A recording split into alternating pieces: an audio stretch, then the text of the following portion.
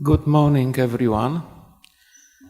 I am very privileged and lucky to be able to welcome you cordially on that special event for us, for Jagiellonian University, as we are for the first time in the history of the Coimbra Group organizing the annual conference and general assembly here at the Jagiellonian University in Krakow. As we all have the detailed program, so I am not going to say any more, but just cordially welcome you on behalf of the organizing committee.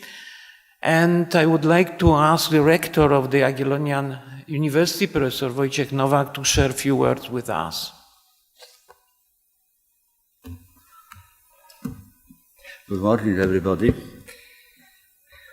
I hope a perfect day.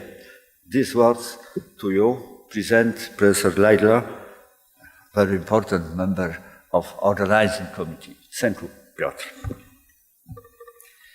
Ladies and gentlemen, directors of the Coimbra Group, the representative of guests and annual conference, the president and members of Coimbra Group Executive Board, dear speakers, ladies and gentlemen, and very important person, dear students, I know that we are here also. It's my great pleasure to welcome you most cordially to Krakow, to the Jagiellonian University. The Jagiellonian University has for the first time the privilege of hosting the annual conference and the general ensemble of the Coimbra Group Universities.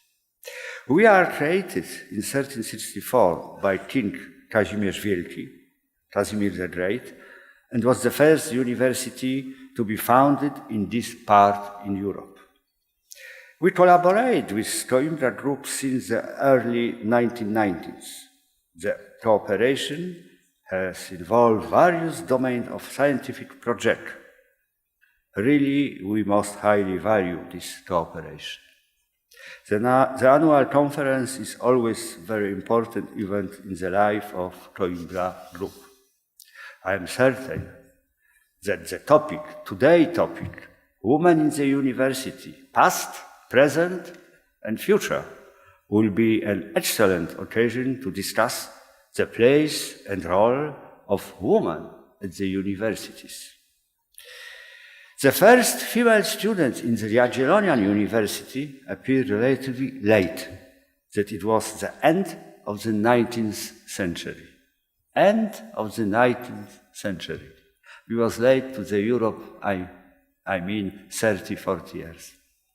But it's funny situation. But the first, and here according to historians, real, not legendary female students, Nowak, entered the Jagiellonian University at the beginning of the 15th century.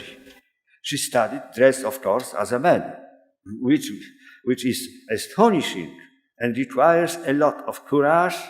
Unfortunately, after 3 years, she was exposed and sent to a nunnery.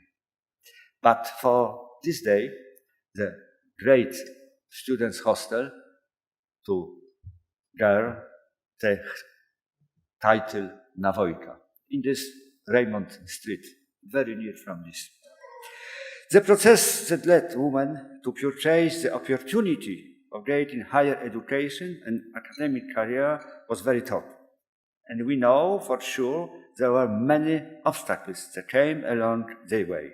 But the women never gave up or surrendered. They fought until they reached their goal. The possibilities that women may reach, the dreams they may follow, and the perspectives that are offered to them will be discussed during this panel discussion. I wish you all a fruitful discussion, pleasant stay, and of our beautiful city, Krakow. Welcome to the Jagiellonian University. Welcome to Krakow. Welcome to Poland. I wish you a good time. Thanks.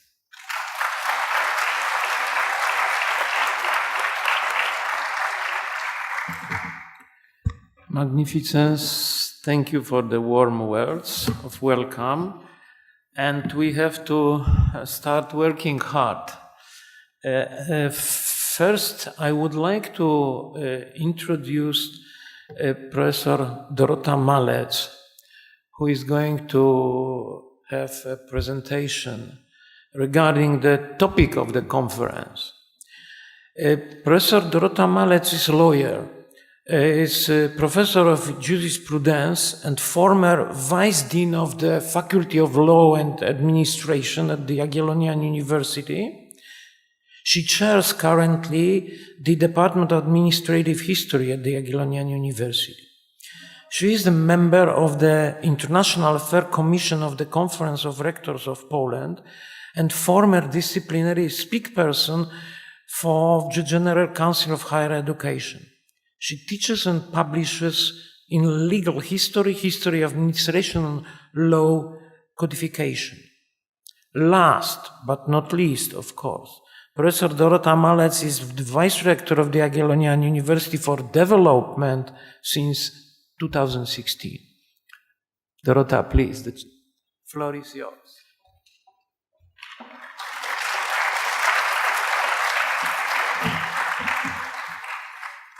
Good morning, everybody, once again.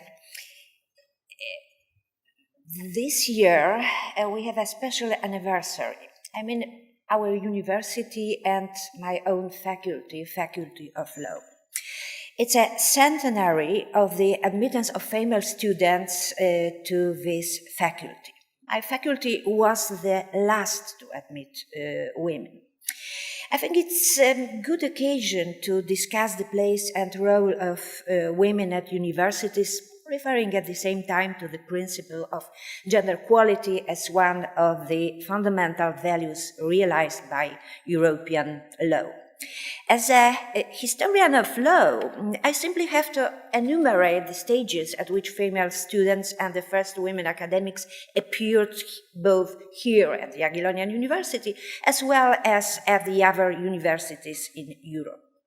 However, before I do this, I would like to quote a little data from the latest She Figures report, which monitors the level of progress made towards gender equality in research and innovation within the European Union. When the European Commission published in 2003 the first She Figure report, women were significantly underrepresented among PhD graduates, researchers, and at the highest echelons of the academic career, and they were a minority in academic boards. The newest report shows the progress achieved in recent years, but progress is still slow and there is still much to do. I would like to point out some important facts, of course, at the EU level, published in the latest report. First, women among the graduates. In 2016, the proportion of women among doctoral graduates ranged between 40 and 60% in the great majority of European countries. And for the last years, the number of women doctoral graduates increased faster than that of men. Women are overrepresented in the fields of education, health and welfare. Similarly, they are also overrepresented in agriculture, forestry, fisheries, and veterinary science. And at the same time, they are underrepresented in the fields of information and communication technologies, and also engineering, manufacturing, and construction. In 2015, the proportion of a total number of researchers who were women remained at a low level, 33.4%. In the majority of EU countries, women researchers are concentrated in higher education sector. It's 62.5%, with business enterprise sector women making up only about 20%. In the higher education sector and the government sector, the majority of women researchers were in the under 35 and 35-44 group, while the majority of men researchers were in the 45, 54 and over 55 age group. At EU level, 13% of women researchers and only 8% of men researchers in the higher education sector worked part-time in 2016. The mobility of women researchers in last years in middle and senior careers stages increased, but men researchers in these stages were still more mobile than were women. But women in their early career stages are slightly more mobile than men, although this varies between countries. It's worth stressing that mobility, seen as the instrument to foster academic quality, follows no gender quality pattern in the early career stages. Of course, the data do not show the problems, and we cannot forget that women are viewed globally as having fewer international collaborations than do men. According to the last report, the proportion of women among heads within the higher education sector increased in the EU from 20.1% in 2014 to 21.7% in 2017. Women made up 27% of board members, including leaders, in 2017. But it's worth to stress that proportion range from only 12% to 54% at the national level.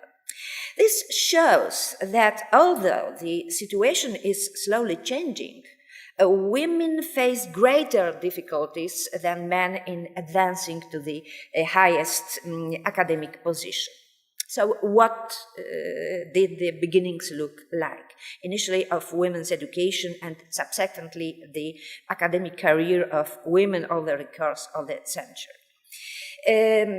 As a kind of illustration to my words, I will show you, you will see on the screen some selected portraits of first female students and academics. I would like to stress that portraits are selected because we don't have enough time during our first part of the conference to show all suburb women in all universities, even universities of Coimbra Group. As it was mentioned, the first real famous student was Nowak in the 15th century, I mean my university. The next women to appear at the Jagiellonian University were to do so at the end of the 18th century, when during the great reform of the institution undertaken by Hugon Kołłątaj, equally one of the co-authors of the 3rd of May Constitution of 1791, 9 women studied midwifery. In the second half of the 19th century, women were allowed to attend classes only in exceptional cases, and even then these classes were to be conducted separately with permission having to be given by lecturer, the faculty authorities and ministry, which in practice made it impossible for women to undertake a normal degree program and to issue an many documents. Changes came about 90th years of the 19th century. In 1894, as a result of a debate about the right of women to study, 3 female pharmacists were accepted. Janina Kosmowska, Jadwiga Sikorska, Stanisława Dowgiałówna. In 1897, permission was granted for women to study at the Faculty of Philosophy, while 3 years later onwards at the Medical Faculty, and finally, as I said, at the Faculty of Law. Consequently, the establishment of women's right to study here in Krakow was to coincide in the main with a similar period to that observed in the other European countries, namely the second half of the 19th century, and was connected with the emancipation movement, accentuating the admittance of women to higher education. There were, however, exceptions to this principle, and it's worth emphasizing some of these exceptions. First, incredible exception, University of Bologna. The beginning of the 13th century, incredible Letizia Gozzadini, as the first woman studied and lectured in law. She was also famed for her oratory talents, the exceptional nature of women being admitted to attend lectures at a male university is borne out by the legend wherein the said Letizia wore a veil. For the next examples of famous students, we had to wait. 15th century, it was our Navoika, and the next examples, two wonderful women of Spain. Beatriz Galindo, beginning of the 16th century, the tutor of Queen Isabella I of Castile, who has been educated at one of the schools belonging to the University of Salamanca. Despite being a married woman, she gave birth to 5 children. She adopted during her public activities the habit of a nun. Male university. The second one was Luisa de Medrano. 20 years younger, she taught Latin at the same University of Salamanca. Let's go back to Italy. Elena Cornario Piscopia, the next incredible example. Venetian, born in the middle of 17th century, studied at the University of Padova. Initially, because of her sex, the Bishop of Padova refused for her to be granted the degree in theology. Yet did allow her to obtain a degree in philosophy. It was 1678. As a result, Elena was to become the first woman in the world to obtain an academic degree. Somewhat earlier, in 1608, at the Papal Palace in Avignon, Juliana Morel, born in Barcelona, gave a defense to her thesis, according to the sources, in the field of law. Middle of the 18th century, Cristina Roccati, as a third woman in the world, obtained a diploma at the University of Bologna, and this after a degree in philosophy, having also studied at the University in Padova. The epoch of Enlightenment was a period somewhat more open to women. In 1732, Laura Maria Caterina Bassi gained a doctorate in philosophy. She was the first woman to obtain a university professorship, and in her case, it was in physics. Given the prevailing conviction of the day that an academic career was not the role for a woman, she was initially forbidden from giving public lectures. But finally, at the age of 65, was given charge of the Department of Experimental Physics, with her husband, Giuseppe Ferrati, in the role of her assistant.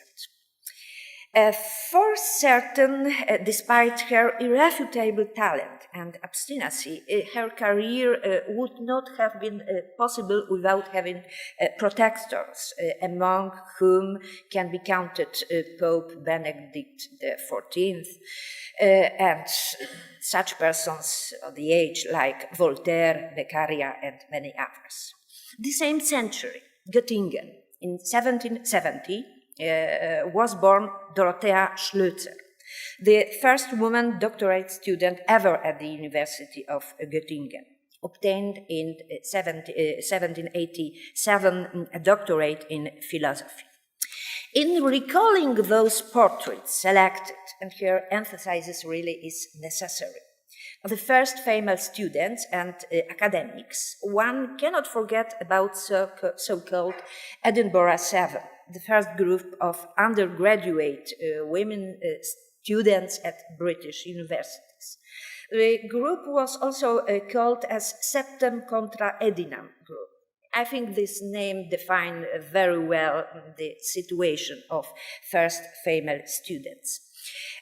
Separate colleges for women worked better, constituting autonomous units within university structures, as for example at Cambridge or Glasgow University. From 1869, Trinity College Dublin introduced the possibility to examine women, meaning that from 1903, women obtained degree in art and medicine.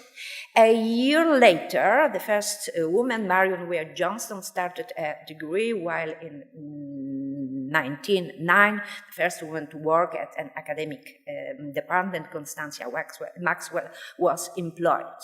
At the university in Galway, Alice Perry became the first woman in the world to obtain a degree in engineering. In 1873, Maria Elena Maceras successfully exercised her rights to study law at the University of Barcelona. This enumeration, however, does not reflect the drama of the events that accompanied the struggles to ensure women's rights to a tertiary education and the ability and possibility to pursue an academic career. At a similar time, in 1869, the first female to attend classes at the University of Heidelberg was the Russian Sofia Kovalevskaya. In 1894, for the first time in Portugal, at the University of Coimbra, a woman completed a degree program. It was Domitila de Carvalho, who was to become one of the first female members of parliament. 2 years later, Wilma Glücklich was to become the first woman to complete a philosophy degree at the university in Budapest. Many Polish and Russian women studied from the second half of the 19th century onwards at the Sorbonne in Paris, at the University of Zurich and other Swiss institutes. In France, the road to equal rights was also not an easy one. Far more liberal in this respect was Switzerland, with Scandinavian universities following on from the example set by Zurich and Geneva. There, for example, in 1873, at the university in Uppsala, the first female student in Sweden was admitted, Betty Pettersson, while a few years later, Ellen Fries was to obtain the first doctorate award. The desire to obtain a higher education was for many European women still tied to the necessity to go abroad, something that required immense determination as well as being most costly as an undertaking. Such a route was taken by the Skłodowska sisters, Maria and Bronisława. Maria, later a twice-over recipient of the Nobel Prize, could say today, certificate of academic excellence, initially started out as a teacher, supporting her older sister Bronisława, while later to obtain in turn her help when she started to study at Sorbonne. Maria's daughter, Irena Joliot-Curie, was also to receive the Nobel Prize. It is worth adding that besides the numerous awards and distinctions bestowed on them, both academics, mother and daughter, was also obtained an honorary doctorate from the Jagiellonian University. The achievements of those suburb women was to encourage subsequent generations to study and undertake academic career. The process by which women started to reach the highest levels of an academic career was also in no way easy and was to last depending on academic discipline for the duration of the whole 20th century itself. Some examples. Marie-Louise Dubriel-Jacotin was the first woman in France to be given the title of professor in mathematics. It was at the University of Poitiers in 1943. 6 years later, at the University of Graz, Karla Zawisz-Osenitz was the first woman to become a professor, in her case, of histology. At the Charles University in Prague, Milada Paulova, who was to be the second to gain in Czechoslovakia a PhD degree in philosophy, became in 1925 the first female professor of history, in her case. The first woman to obtain a postdoctoral degree at the Jagiellonian University in the same discipline, history, was Zofia Kozłowska-Budkowa. It was in 1937. The same year, the first female professor, Helena Wilman-Grabowska, the Oriental scholar, was become the first woman made a professor in the history of the Jagiellonian University. We had to wait a long time till the second half of the 20th century for a first female professor of law. I don't mean only my university, I mean the whole country, the whole Poland. It was the second half of the 20th century, 70 years of 20th century.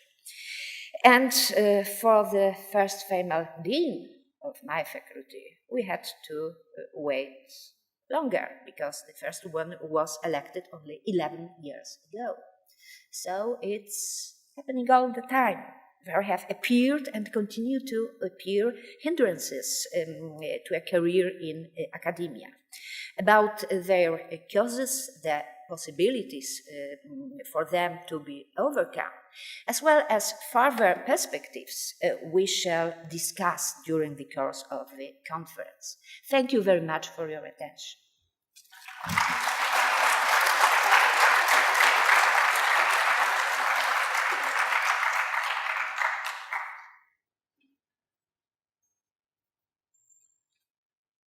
Thank you very much for the touch of the past and quick overview over the important ladies at the academia.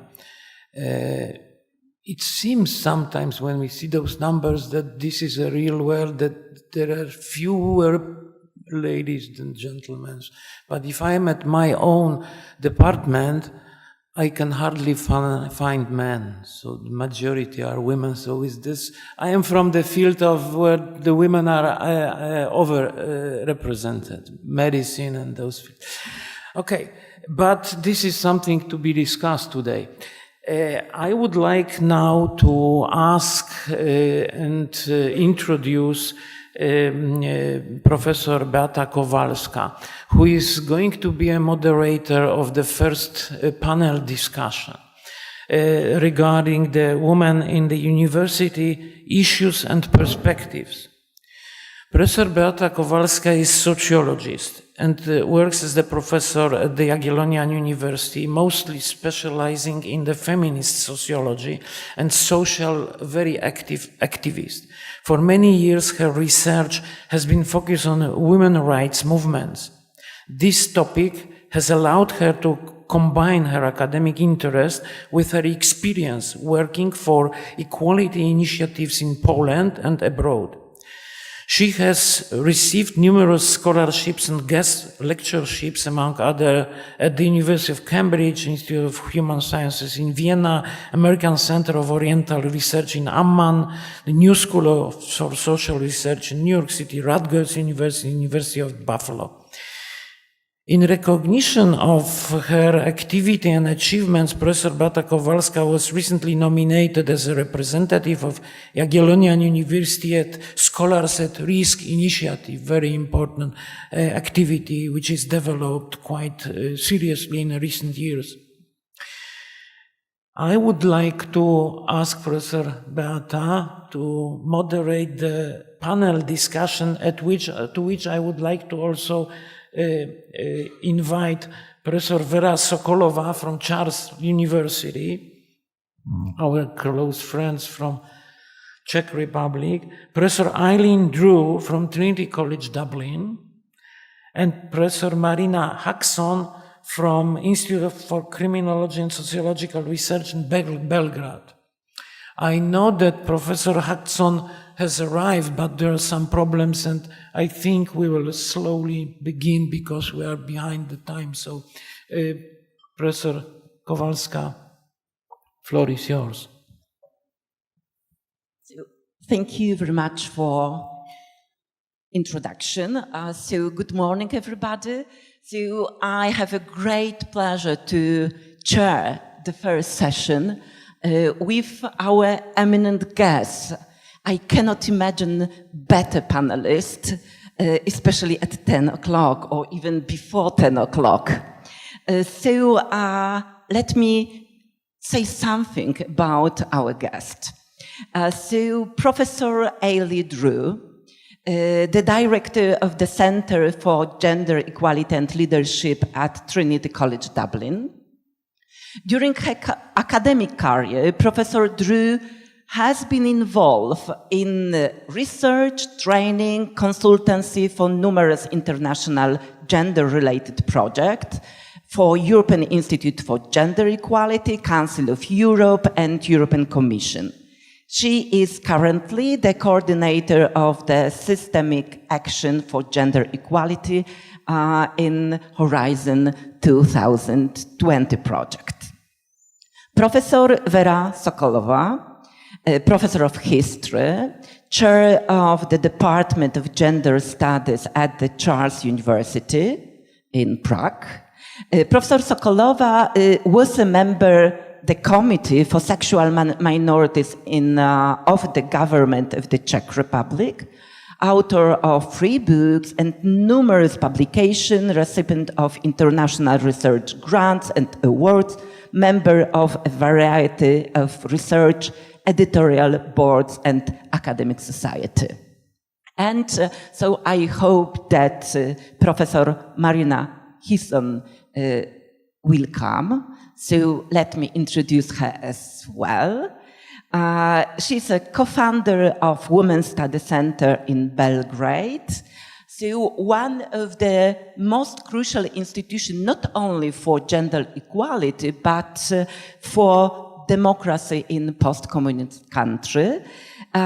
She was co-founder of the first academic course on gender studies. She was initiator and organizer of the first feminist conference in post-communist country from 1994. It was an iconic and symbolic conference for all of us. And she works as an international gender expert across various organizations such as European Commission, European Parliament, United Nations Development Programme, and UN Women. So let's start from a very general remark. I have never attended and even never heard about a conference entitled Men in the University. But the title, Women in the University, isn't surprising, isn't it? So, Professor Drew, could I ask you for pointing the major problems related to the topic of our conference? Thank you very much, Piotr, and all of you for attending and for this invitation. I consider it a great privilege to be amongst you. Yes, women in the university. Why is it even a topic? There is this irony, is it paradox? I think our keynote speaker, who preceded this panel, set out the picture very well. The exceptional women pioneers who had to blaze a trail against almost impossible odds. So let's not forget the context of that struggle. The fact that they were exceptional pioneers hides the fact that what they were up against was mechanisms of exclusion, but also attitudes of sexism and indeed misogyny. So these had to be overcome to make their voice heard and to deliver on their exceptional achievements. But of course, it's not just about numbers. We could say, well, it will rectify itself, but we all know that this process that started centuries ago is not self-rectifying. So the idea that fixing the numbers will resolve it, it has not come to fruition. We know that the undergraduate population is at least 50%, but this is not happening when we look at rectors, when we look at grade A professors. So it has to go beyond fixing the numbers. And then a response was, well, we'll fix the women, we'll help. Maybe women are less ambitious, need more priming for a university presence and place. But that's not enough either. So I would argue that the reason that we're here is we have to go beyond fixing numbers and fixing the women. We have to fix the institutions. We have to reach a point where the contribution of all genders is valued and contributes to making all of our universities a more welcoming place and leads to excellence in research and better outcomes. And that's really part of what I'm trying to do through my SAGE project, Systemic Action for Gender Equality, supported under Horizon 2020. And this means that we must go back to and interrogate all our data and ask why. Why is there this underrepresentation and mismatch? And the underrepresentation of men as well as women, and what are we going to do about that? So I would argue that gender equality plans, which have now become a requirement for all our higher education institutions in Ireland, is the way forward, and I would recommend that it become European-wide. Thank you very much. The next question to Professor Sokolowa. So Poland, like many other countries in the last years, has experienced the fundamental reforms of higher education. It is always a unique opportunity to discuss basic university values. Should gender equality be among them? So do we need it in the statutes of our universities? Or maybe such values as tolerance, humanism are sufficient and embrace the idea of equal treatment. So, Professor Sokolowa, you have been involved in process of institutionalization of gender studies as academic discipline in the Czech Republic. So 20 years of your engagement has been based on deeply belief that university isn't gender neutral. It needs gender perspective, and more precisely, university needs gender studies. Good morning. Good morning, everyone. I'm also very glad to be here, and thank you for invitation. And in many ways, I'm going to actually second what Professor Drew said, what has been already said. Gender equality is one of the fundamental values of European Union. It's one of the key priorities in both political and academic spheres. It's precondition for truthful democratic development. It means inclusive, fair societies that benefit all of us. On the other hand, gender inequality is economically costly. It's socially dangerous. So the answer is very easy. Yes, we need gender equality. And academia and higher education is one of the most important areas where to actually implement these priorities. There is a difference between gender perspective and gender studies, clearly. It depends on context, and we can have universities that are quite gender sensitive, apply gender perspective, and yet do not have gender studies. And on the other hand, we can have universities that have gender studies, women's studies, and yet actually do not work much with gender perspective. So these two dimensions have to go hand in hand, and they also need to be kind of applied both from the policy level, as Professor Drew was talking about the gender equality plans as a requirement, mainly through the Horizon 2020 initiatives. And it also has to go from below, from changing the mindset of people. University has a very special role in institutions in public life, not only because it's formative in the narrow sense of educating experts, but also in the broad sense that it has the ability, and I would say responsibility, to set the parameters of discourse. And we can really argue that without gender perspective, we cannot hope for gender equality. And without gender studies, we will not have the gender perspective and then gender equality. Thank you very much. So let's stay in our region for a while. So welcome, Professor Hisson. You are co-author of the crucial for our topic report, Waste of Talents, Turning Private Struggle into a Public Issue. It is a report on the women scientists in the Central and Eastern European countries and in the Baltic states. Let me quote a short part of the epilogue.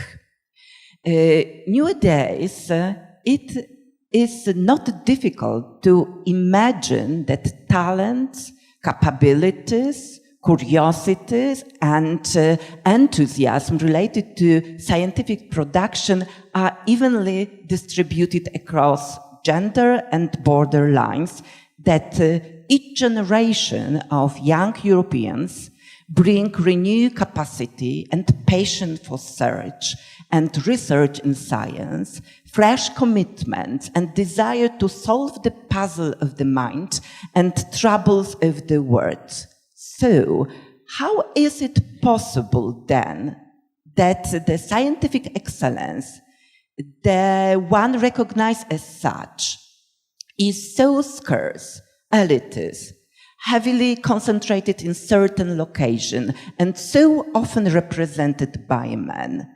How is it possible, Professor Hisson? Thank you. Thank you very much. First, I would like to say that I'm really honored to have the opportunity to speak here today. And secondly, I would like to apologize for being late. Besides being absent-minded and confused, I also have another type of excuse, which is that I strongly resist to surveillance technologies, which is one of the reasons why I try not to use my smartphone, although I have one. And I simply dislike the situations where we are assumed that we will be all using this and that, etc., which is something I think also could be connected to gender, because maybe women who have a long history of being controlled in their moving in the space and forbidden spaces and being surveilled more than men, maybe they will contribute more to the this awareness and freedom, and also use this in their own advantage.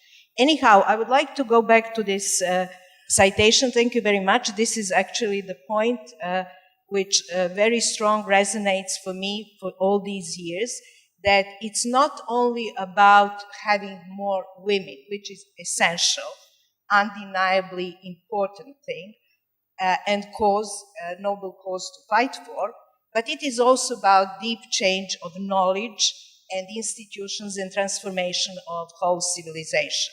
So when we try to dig up a little bit further, we find these very deep questions. And one of those questions, to me, for all these years, is the question of meritocracy and excellence. And I find huge discrepancy there.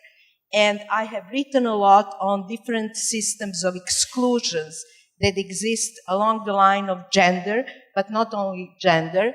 I'm very keen on talking about exclusion based on location and introducing locationality and territoriality into the intersectionality vision when we talk about global stratification. This is very important also from the perspective of what I call new science order, global science order, where semi-periphery is really silenced, and so are the knowledge producers from the semi-periphery. It is an interesting topic, and I'm for years working on it, but I want to say that in this new trend that is becoming more and more pronounced, such as the decolonization of knowledge, this trend, where semi-peripheral perspective will be included, is something that will eventually happen. So I think that we need deep critique of knowledge, what we know, how we came to know what we know, what are the interests lying behind, who is profiting from the knowledge that is being made, and maybe one of the most important questions of all, who creates systemic ignorance? Thank you very much. Thank you very much. So let's return to the title of our conference, Women in the University, Past, Present and Future. So we are near the Collegium Maius, the oldest building of the Jagiellonian University, and I have always ambivalent and nostalgic feelings there. On the one hand, it reminds us 650 years of great history with Copernicus, but on the other hand, it makes me realize that the present of women here is relatively short. So after long battles of activists, the first student began their study here, as it was mentioned, in 1894. They took a risk 100 years ago, and now, today, we have access to the result of their determination. Professor Sokolova, I remember the title of one of your publications, that today is the last day of the past. So how to use history as a tool for more open, just and democratic university? Okay, thank you. Well, first, I actually borrowed that quote from Christa Wolf. That's not my own. Today is the last day of past. And I think that, quite obviously we all are products of our histories. We have to remember that, we have to build on that. But at the same time, I think that we, the three of us here, it's pretty clear also that we agree that we need to move from this point, that we have to, what I would call, use gender analytically, not descriptively. It is important and quite telling that the name of the studies moved from women's studies to gender studies.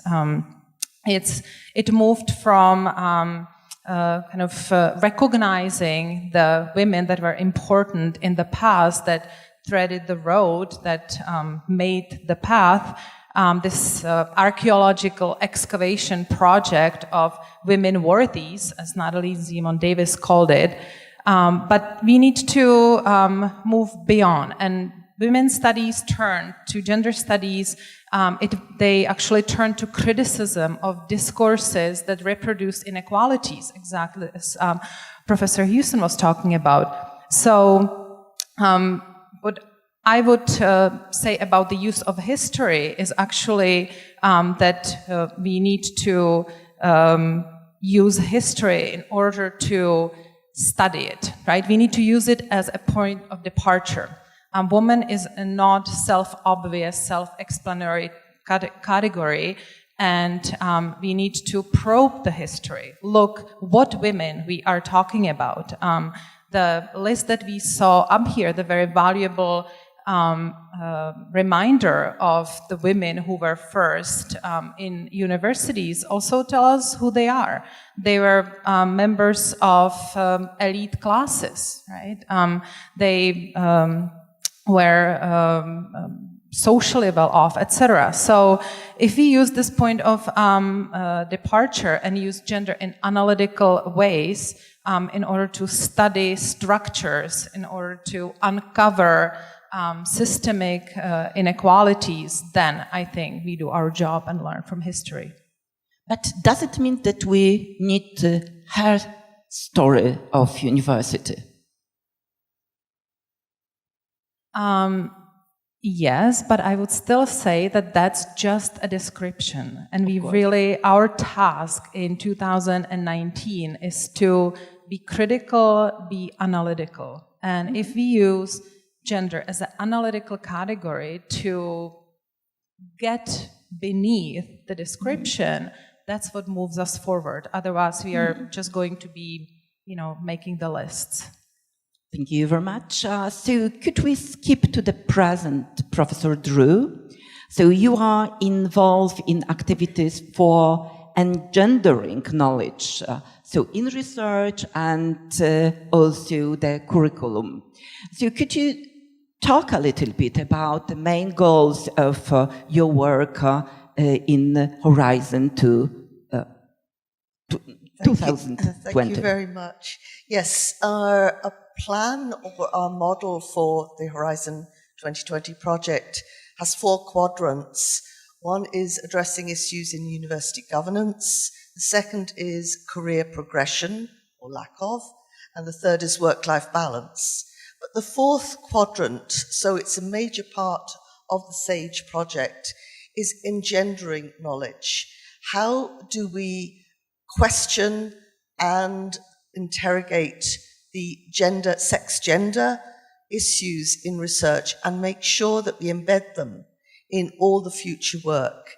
We're helped in this by the European Commission, insisting that not only do you not have to justify including it, you have to justify why you are not including sex-gender, in the same way as you're required to submit an ethics statement about your research.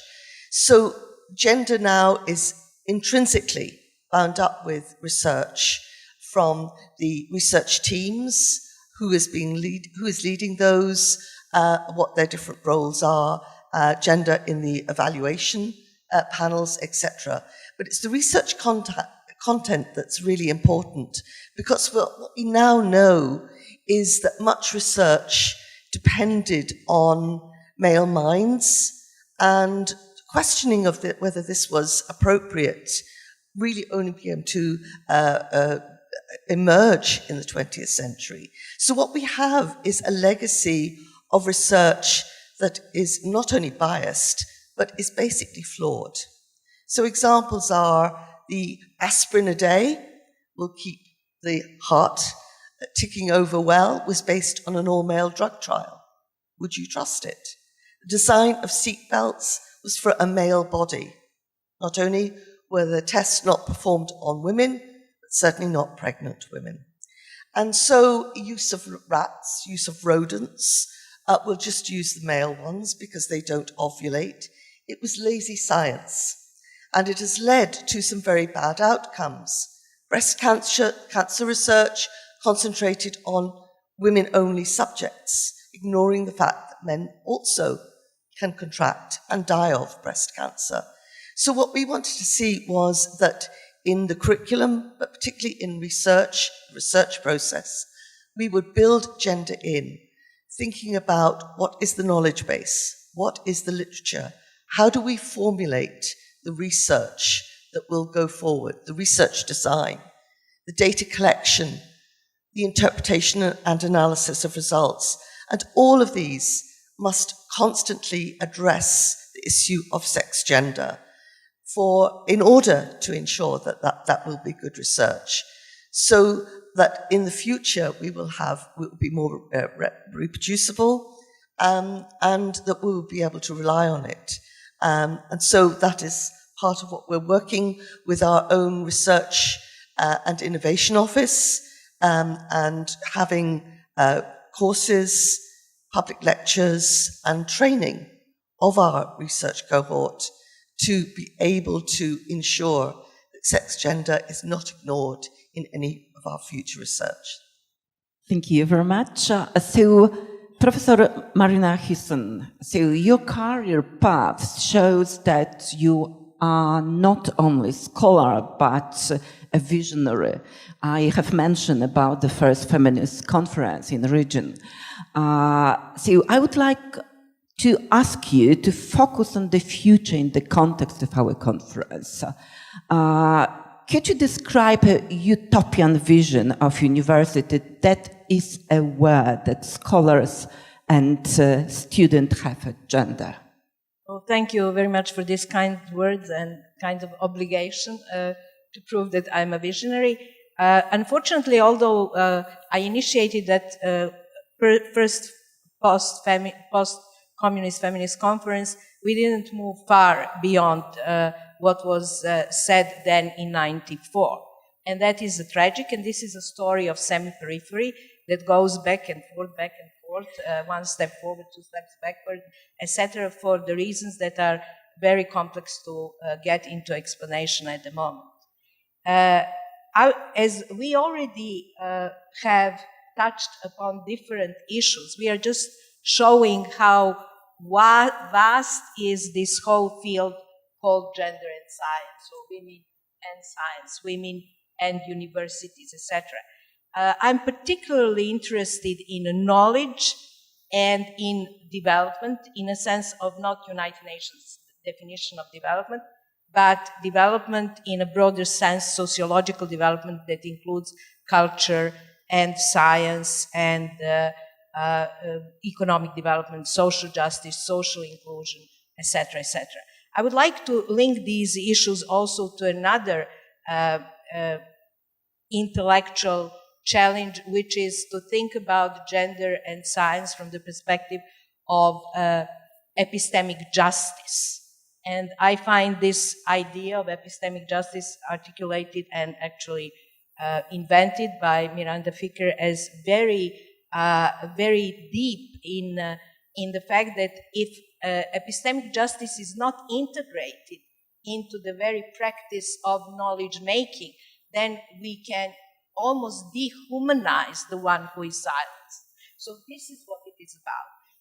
Gender equality at universities is closely linked to gender-sensitive knowledge, is closely linked to change of paradigms,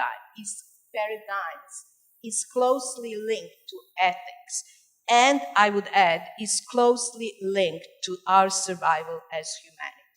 What we are experiencing at the moment is barbarization via high technologies.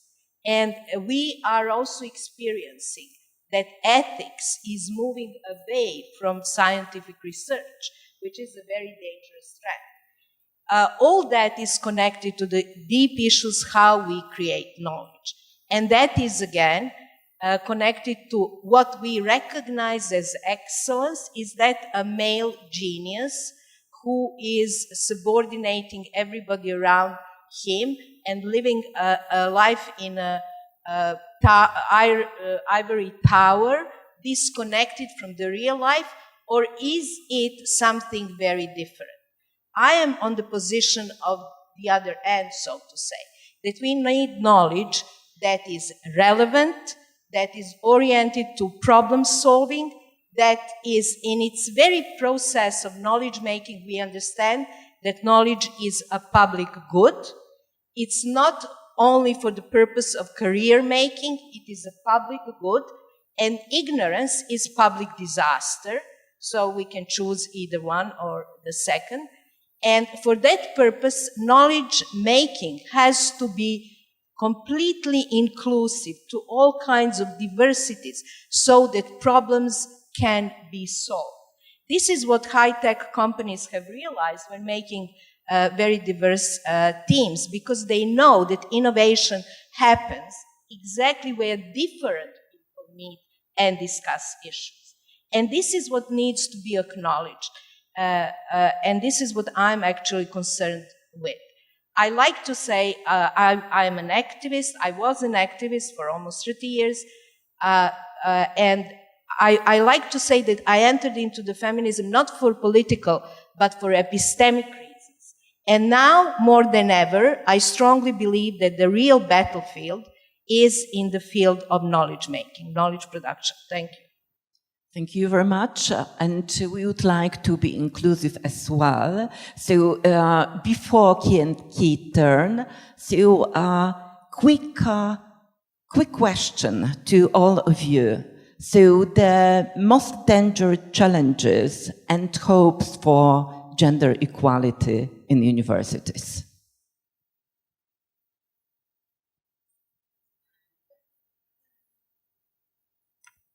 So the challenge is ahead. I think being very pragmatic about this, that inertia is an amazing force. And expectations that we've got this gender issue solved. So that to me is display of ignorance. So inertia and ignorance must be countered.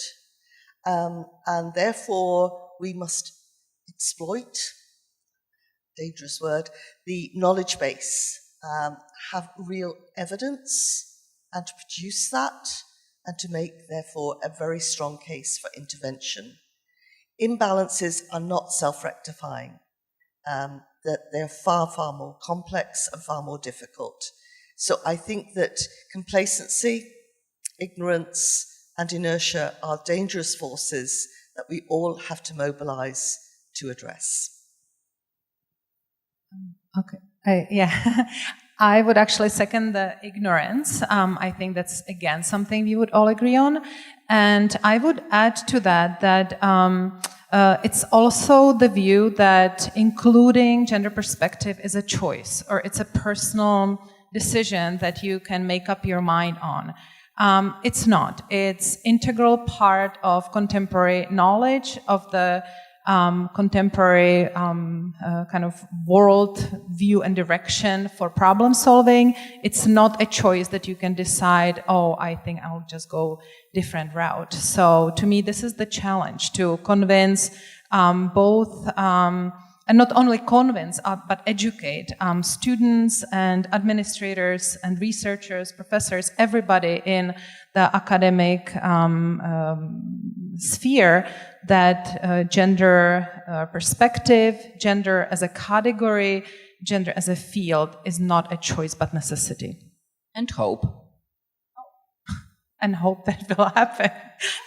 Well, I would like to emphasize the difference between ignorance and systemic ignorance, because ignorance was something I believed existed 30 years ago, when we needed to discover great women who were working in the past but were not recognized, etc., etc. Now I think that in different fields of social life and knowledge production, we talk about systemic ignorance, and this is something much more dangerous and cancerous, I would say. So that is one thing. Another thing is, yes, I believe that inertia is a huge problem, but so is a kind of pretendance that something is being done while it's not being really done, something very on the surface. I work a lot. I work with European institutions. I work a lot with United Nations. I cannot tell you the level of my disappointments with huge organizations who are in charge of gender equality in different fields. And I think that bureaucratization of this whole field is somehow really damaging the whole thing. I think we need to understand, as social scientists, I'm talking only about social scientists, the force of inversion, that something goes into the right direction and then it is co-opted by different forces and becomes something else. And it even turns against us at the end. So it is very important to, which moves me to another level. This is the level of transformation of knowledge paradigms. And I think we need to work on both tracks. Doing this institutional transformation, but also at the same time developing critical thinking and working with new paradigms. And I would also like to say, universities are part of societies. We cannot expect that societies that are so much exposed, and individuals, exposed to different possibilities to learn nowadays with new technologies, will not bring that learning into the classroom. So we have a very different learning setting today than 20 or 30 years ago. And universities cannot pretend to be islands anymore. On the contrary, we need to reform universities to be learning machines that would help learning processes that are already going on. Today, almost no one who chooses to learn can stay ignorant even without universities. So that is a profoundly new situation. Thank you very much. So it's time for questions, comments, statements as well. So we have 2 mics.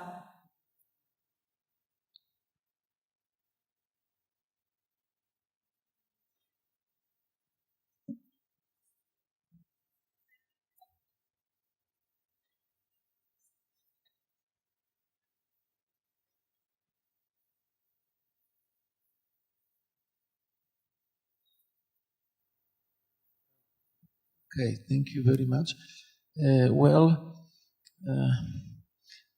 I'm a bit confused because I spent all my life in institutions that the women are equally represented. Family first, then school, the majority were women, then higher education. Also, I didn't see any constraints regarding the development or the position of women among the academics. As we already discussed in medicine, this is overrepresented in this presentation, the position of women. And as I mentioned, this was not a joke. In my institute, in my chair, majority are women. And I never had in my mind anything that could, to some extent, make a barrier for them to develop. That was never in my mind. And therefore, I would like to ask you, what is wrong about the situation? What is the knowledge paradigm that you would like to change, just to change? I am not, we are unfortunately talking about the small world. We are talking about Europe, which has around 300,000 million people, but still it's a part of the world. And of course, there are countries all over the world where the position of women is awful. There's no doubt about it. And of course, we should spread our ideas all over the world. But to be honest, it is true. But then we are, as an island, that should export the good ideas. What is wrong? Is there anything wrong about us as well? Or what is that paradigm that you would like to change? And what you mean by the ignorance regarding that issue? Thank you. Thank you for your question. And I come from a country where that kind of question that you just posed would be very often questioned, because women are indeed everywhere. And we have women rector of university, we have woman prime minister and ministers, etc., etc. I didn't want to go to specificities of gender orders in post-communist countries, which is my favorite topic. But I would like to say that first, quantity does not mean quality, and that women who are in different even positions of power are in a setting that has been created by men and working according to criteria that have been established over centuries by patriarchies, different patriarchies. These are not universal values.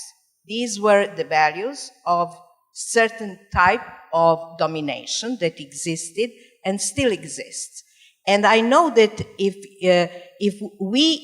we don't have gender studies, and if we don't have mainstreaming of gender studies in different fields of knowledge, we will be continually getting questions like the one you posed, because people need to learn. And if there is absence of learning, a possibility of learning, then there will always be this misunderstanding and this famous question asked by Freud, I think, first time, what do women want? Women want what belongs to them. Thank you. Yes, I'm very interested in this concept of paradigm shift, because Kuhn's work showed that knowledge is not just cumulative. Sometimes we have to explode the existing knowledge and turn it around so that we make breakthroughs. So I think that one of those areas of breakthrough is the university as an institution, as gendered institutions. And I would ask the question, could universities become gender-sensitive institutions? And this would require a major paradigm shift, because our universities are modeled, as Weber's own work showed. We had the army as an institutional model and the church as an institutional model. And I would challenge you to say universities have departed radically from that kind of bureaucracy that Weber commented on. So I would say that we have a marvelous opportunity, as well as a challenge, to change the nature of the universities by having a feminist research input and looking at what gender studies and gender difference, as well as gender similarity, can bring to transforming our university sector for the improvement and improvement of knowledge and towards excellence. I will just add to that I think that one of the most dangerous trends is actually think about both men and women as collectivities, as collective bodies that are different, that are exclusive. It's not like that. That's why the intersectionality is so important. We are all men and women, but at the same time we have plethora of other elements and dimensions of our identity that create then ultimately our position, our condition, our points. And so this is part of the feminist project, actually, to, if I use the term, deconstruct the category of woman, to think critically about the whys and how individual people are kind of put together in their identities, and then what it allows them to do, and where are the barriers of things that they cannot do. So this goes again to the question of numbers, of presence and visibility of women, which is very important. I think that there is no question about that, but at the same time, constantly battling the stereotypes that women think like that, women do this, women want that. It goes both for men and women, right? So the stereotypes in the end, I think, are at the bottom of this production of male knowledge. I would just like to add about knowledge, that there is a need to understand knowledge production in a broader sense. Knowledge is not being made only at universities, research institutes, etc. When pharmaceutical companies go to third world countries and explore the usage of herbal medicines for centuries, it's not that they're inventing, it's they're relying on the knowledge that was there.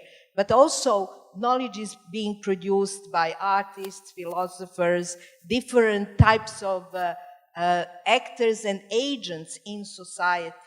And we need to understand that there is not such firm division and line of division between who is, or inspiration. If you look at the inspiration, like Einstein, for example, and Mileva Einstein, I am on the side of those that believe that Mileva did have a substantial input into the theory of relativity. And there are many other examples. Whose idea was that? Or was it just in between them that it just happened? So it is much broader thing. And this is why this type of meritocracy, that is not, it's quasi-meritocracy because it excludes large numbers of people for different reasons, gender, race, ethnicity, locationality, age, etc., is just simply not working. Meritocracy is not working because what is recognized as excellence is residuum that is left after all the exclusions have been made. So this is why I argue for intersectionality approach into understanding scientific excellence. So this is about meritocracy. We just need to broaden up our understanding of knowledge and to, instead of going into what is happening in this new scientific order globally, is steepening of a pyramid. You could see higher and higher stipends, but for the selected few, etc., etc.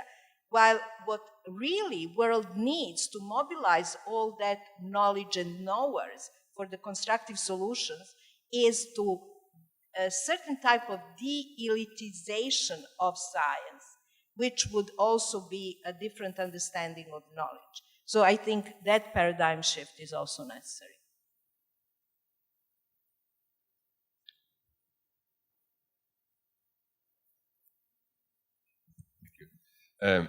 Jürgen Barkov, Trinity College Dublin, and also a member of the Executive Board. Thank you very much for this really fascinating discussion. One word that I haven't heard in this discussion is the word power. And that somehow surprises me, although of course knowledge production, mechanisms of exclusion are all about power. But the word power comes into my mind, not just because it was very prominent in the early feminist discussion and feminist theory, but also because I think what we see at the moment is that the anti-gender studies backlash that we see in large parts of Europe, especially among the neo-right, comes, in my understanding, because of a sense of feeling threatened. Because gender has become so much to the forefront.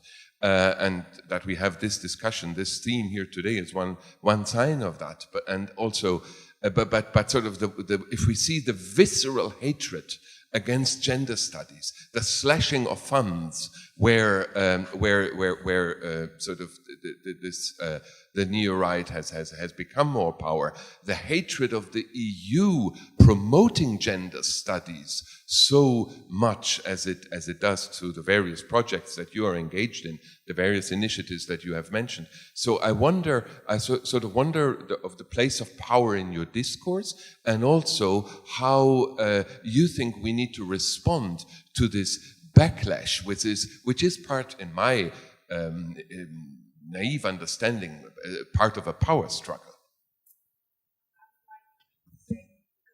Like a first-hand experience on this coming from Serbia and being exposed to the critique of very strong anti-feminism to the level that a colleague has cited my work in one of his books more than 60 times.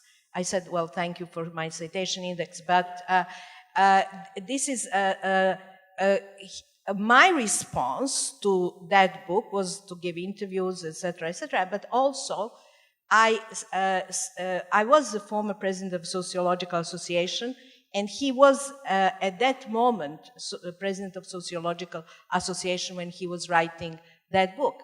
My response was to go through the association, not to leave it to anti-feminists, and we founded a feminist section for research on gender and men and masculinities.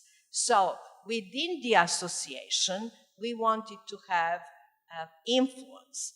And then we had a number of obstacles and et cetera, but finally we succeeded to even make a new type of coalition of feminists in different fields, whether they are in institutions, even in or in media, or if we decided to design a reward and then to connect women who work in different fields of social life, including intellectual production and creative work, etc., but not only that, decision-making, NGOs, etc., who bring feminism into life.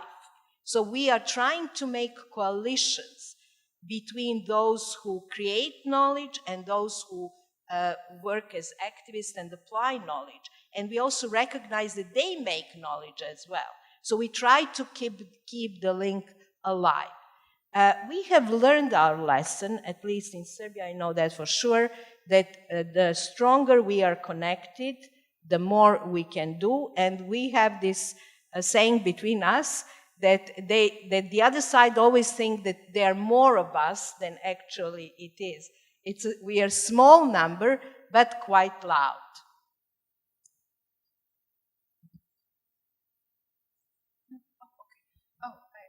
Wanted to say something. Yeah, I think that bridging is very important. Power is clearly at the heart of the project. As we always teach our students, if you would peel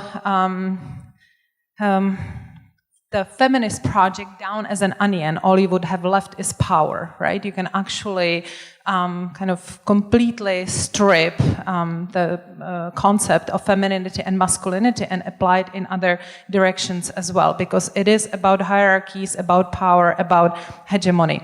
I think if I speak for gender studies as a discipline, it's so threatening and hence under such attack exactly because it encourages critical thinking, right? Because it points out to the mechanisms of systematic inequalities, and it provides counterbalance to authoritarianism, which is in many countries on the rise along the kind of rising of the neo-right, as you mentioned. And because in its current trend, gender studies focuses on a full range of individual freedoms, not just men versus women, but really the full range of intersectional freedoms. It's able to build the bridges, it's able to challenge the current structures, and hence it's so dangerous. Thank you. Thank you again for this question of power, because it is very important. And I'm reminded from an Irish context of quite famous, if not infamous, European Commissioner, Patrick Flynn, who was not known for his feminism, but he said at a conference that was addressing gender, no power bloc in history has ever colluded in its own dismantling. And I think we have to be very conscious of it is very difficult, and I think it's almost an action of desperation, the response that you were describing. We hosted in Trinity College Dublin last August the Gender Equality in Higher Education International Conference, and we attracted 360 people to that conference. But we used the opportunity to produce a petition that we sent to, not to single out Hungary particularly, but it was a very good starting point, to the Prime Minister Orbán, calling for this dismantling of the bloc of funding, resources, support for gender studies and the Central Eastern University. And we actually got a reply, and I'd be very happy to share that with you. But I think the fact that we got a reply is significant, but also the fact that there is this paranoia about what the impact of our work could have on those societies. So I think I would actually have the opposite reaction of feeling defeated. I would say it shows that we are winning.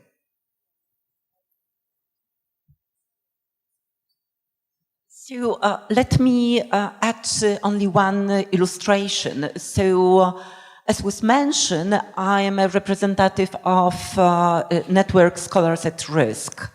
And so the highest number in network are people from social science, but majority are focused on gender studies. So I think that it's very symptomatic. We have time for one more question. Oh, thank you. Thank you very much. Ilaria Poggerini, University of Pavia. Just wanted to make sure that in a panel of women, there was at least one question from a woman. My question is related to the present and the future. Do you think that the evolution of towards gender studies, which I think I support very much, because in my view, in many ways, younger people are closer to the issues that gender studies, which include, various aspects of different identities. So they are much more involved and touched by the issue of gender. How do you think that this could change the perception of the problem? And how do you think the recent Me Too movement, which also is very close to younger people, has influenced the thinking about what can be done to make people more aware of the origins and of the present and future of the issue? And finally, I am in history of international relations. I focus very often on the role of women in international relations. My view is that I cannot think of one example of a very successful political figure, female political figure, who has posed herself, presented herself as on a gender basis. In most cases, maybe that proves the points that you have made, but in most cases, the identity of the individual, female individual, fits into a pattern of power that is the classic one, and has achieved that power thanks to taking the classic or traditional, whatever you want to call it, way. Thank you. Well, this last question is very interesting and tricky. I actually think that there are women who promote masculinity values, such as we have a woman gay prime minister, but she is a very good example of masculine power, following the authoritarian leadership of Wojciech. I'm connecting to that, not anything else that you might have thought that I suggested. So I think that it is a very tricky question, who succeeds and why, and definitely not, although I think in Malaysia now there is a transgender prime minister who has been elected just a few days ago. The other question was about the future. My deep belief, being an activist and seeing many forward-backward movements, and my country now is in deep backward movement, and but not being a unique case, I see, because I am doing man and masculinity studies now for more than 10 years, and I'm especially interested in political masculinities lately, and I think that we are witnessing emergence of new wave of absolutists and absolutism that is connected to corporatism and new global order, and detachment from democratic procedures within the countries, etc. And they are connected in between themselves and imitate themselves very strongly. And I would also argue that this left-right division might be useful in everyday speech just to recognize who is who, but I'm much more concerned with vertical connections of different leaders. That is how it is working globally, and this is up and down and top-bottom kind of mobilization. So they're all different processes that are very important and very big challenge to survival and democracy. And on the other hand, I am deeply concerned myself, but I want to stay on the side of hope, but I'm deeply concerned on how it seems that there is not enough influence that we make, these progressives, so-called progressives. On the other hand, my experience is that changes happen in leaps and suddenly, and that they come almost from nowhere, this deep revolutionary change, when almost nobody expected them. So hopefully there is something that has been invested, and it exists now in media, in this internet space, and hopefully it can be more. Yeah, I would also like to talk about the second part of your question. In gender studies or in feminist theory, we talk about so-called hegemonic men. And of course, hegemonic man can be also a woman, right? It's about the power. That's where power comes in. That's why it's important to get beyond the identity politics and think much more in terms of politics of ideas, not identity, but ideas and values. And then who we are broadens. And I think it was quite telling when Professor Hewson kind of paused a little bit and said, we, the progressive thinkers, because it's not we women, but it's about the values that you're trying to push forward, right? And so in this sense, when you talk about the women who did not necessarily step up and said, I am a woman, I got into this position, it is extremely tricky because who are you, right? What are your other elements that got you to the position of executive level of power, etc. So it is it's important to look beyond that, to promote values and ideas.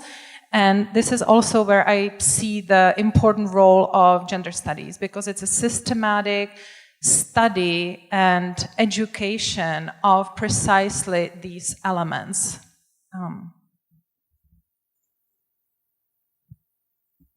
Yes, thank you very much. I think you pointed to, it's usually the elephant in the room. Can we guarantee that when women get power, that they will use it to advance other women? And there are a couple of expressions, the Queen Bee syndrome and pulling up the ladder after you, and hell has a special place for women who don't help to further the careers of other women. And I think it's important that view is aired. And I think it's natural, if you study organizations, norms of behavior, wanting to be accepted, we will adopt those behaviors. We will adopt the norm. And in small numbers, that's certainly what we can observe, that women will not blaze a trail for other women because they feel they're there on sufferance. I think that is radically changing now. So I did say the numbers don't matter in themselves, but numerically, 30% as a critical mass, I think, is one of those key points that you have to reach, where if you're in a room and you're the only woman around the table, you will conform, subdue, suppress what you might otherwise say. If you are 1/3 of those at the table or on board or on any governing body, you will make your voice heard. So I think that's very important. But there was another issue, I think there were many parts to your question, and I think the young people and the importance, I cannot stress enough, the importance of role models for those young people. We're seeing a huge interest in gender courses, gender studies related courses, but also in amongst our student unions, starting a movement about consent, running consent workshops. So our minister has put aside funds to ensure that, knowing that particularly those same young people may be at risk, and I think that's very important. But just finally on the role models, we've been very, very fortunate in my university to have a Chancellor, Mary Robinson, former President of Ireland, and former High Commissioner for Human Rights, who has never been shall we say, furtive about her feminism. She has always said, this is what I stand for, this is what I believe in. Gender equality is a fundamental part of human rights. And we just last week celebrated, she's the first woman, her portrait is of the first woman that will be hanging in our dining room. And we celebrated that with great gusto on Wednesday. So I hope you come to visit us and see that portrait, because she is a wonderful role model for all ages and all genders. I actually would like to end on this note. In 20 years that I have been involved in teaching gender studies, actually I see a huge change in the way students respond. And so it's not just about visibility of women in higher positions. Equally as important is to have men in our classes, right, who understand that gender equality is about everyone, that, you know, their divorce custody battles are affected by gender as much as you know, their female classmates. So that change I definitely see. It's traveling, it's social networks. I think that's also where the hope lies. I think that it's excellent summary. So it means that there is hope. So let's do it. Thank you very much. Thank you for inspiring talk and inspiring discussion. Thank you.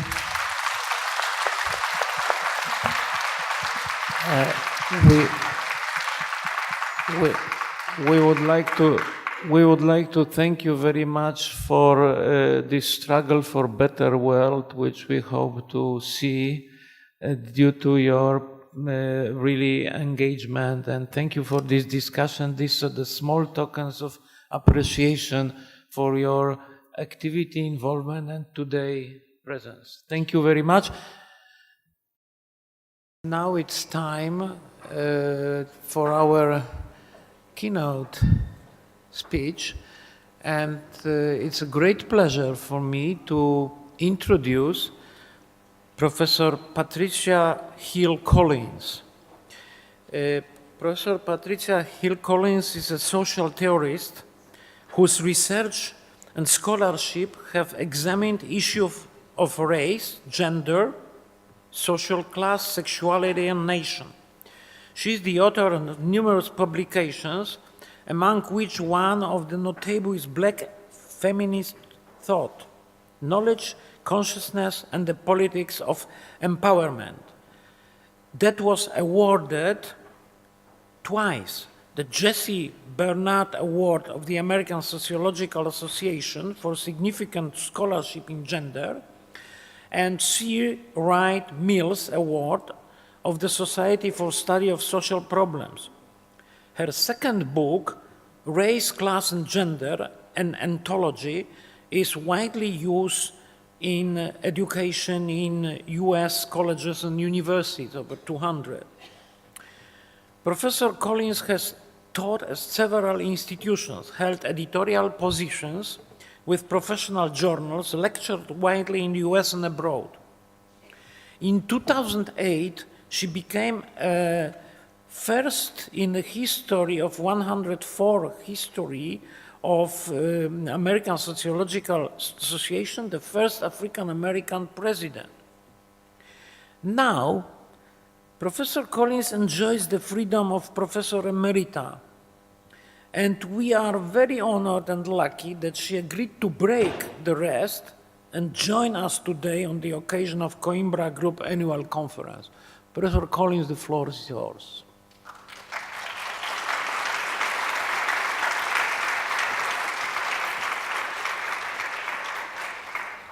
First and foremost, I would like to thank you for this wonderful invitation to address this group. I'm going to be a bit provocative today, and I hope that you all can handle being provoked. That doesn't mean that I am criticizing anybody. If you feel that you're taking things personally, you probably are taking them too personally. I haven't even met you, so. My topic today is who cares? Women's work, intersectionality, and the academy. Let me tell you a little bit about how I'm approaching the keynote for this conference. I travel a lot, and I spend a lot of time in hotels. And I've spent a lot of time in hotels over time, all kinds of hotels. I have fortunately progressed from sleeping on my friend's couch back when I was a graduate student to now staying in the lovely Golden Tulip Hotel downtown here. So I've traveled quite a distance. But what I notice when I check into a hotel or stay in a hotel is I wonder, where are the women? When you start looking for where people are working and who's doing the work, it becomes pretty apparent, at least before it did, that women did not have what I would call the front desk jobs. The person who greeted me at the door would be a man to take my luggage. The person who might take me up to my room and get a tip would be a bellhop. The person at the front desk would be a man. The waiter might be a man. And you wonder, wow, these hotels are amazing. They manage to do this and provide amazingly wonderful service without any women. There's something wrong with this picture until you begin to look for where the women are, because women's work was invisible and still largely remains invisible. Women are cleaning the rooms, but if they're doing a good job, they disappear and you never see them do it. This is the mark of good service. The service is completed. It's all for you, and you don't think about who did it. The women might be in the kitchen, cooking, chopping up vegetables. They might be in the laundry room, that kind of thing. But before, women did not have those positions of power and authority or visibility within the hotel. Times have changed. When I check into a hotel now, I'm often greeted by a very lovely woman at the front desk, as I was yesterday at my most recent hotel. I will see in the restaurant women taking orders and serving and running the restaurant, and perhaps seating you, but are they running the restaurant? So the question of today is not a question of exclusion, that there are no women, but which women do what work and what kind of work are they doing? The whole question of front desk jobs is one way of looking at certain types of work. I would bet you that even though the women have front desk jobs, they aren't necessarily running the hotel. They may not be making the decision within the corporate headquarters about what policies will be in that particular hotel. They may not be among the subcontractors who are in fact going after contracts so that they can service that hotel. So we have a whole army of invisible workers who are women. And we want to start off by not assuming that all the women are just the few women that we see and we know. So that is where I begin this talk. And what I'm interested in doing in this talk, and by the way, a lot of that work is care work, and I'll be talking about that, and service work. But I want to begin the talk by giving you an overview. My talk will be in 3 parts. In the first part, making women's work visible, in the same way that I presented to you the metaphor of the hotel. I think we can think about the hotel actually as a metaphor for our universities. So something to keep in mind. And what I want to do is expand the notion of women's work, and then expand that even more to talk about care work, and to think about women's roles in relation to how roles are shaped by the work. What is the actual work that is being done that we, in fact, perform different roles in doing? Terrible sentence, but I have a little jet lag and occasionally it'll kick in. So if I stop making sense at any point, could someone raise your hand and say you're not making sense? And then I'll realize it might be the jet lag. All right, blaming it on the jet lag. All right. Part 2, I'd like to move on and talk about intersectionality and the complexity of women's work. My examples throughout this talk will be examples from the academy, from colleges and universities primarily. But I would argue that women's work is far more complex than we think about. It's not just this simple gender-only script that we're dealing with.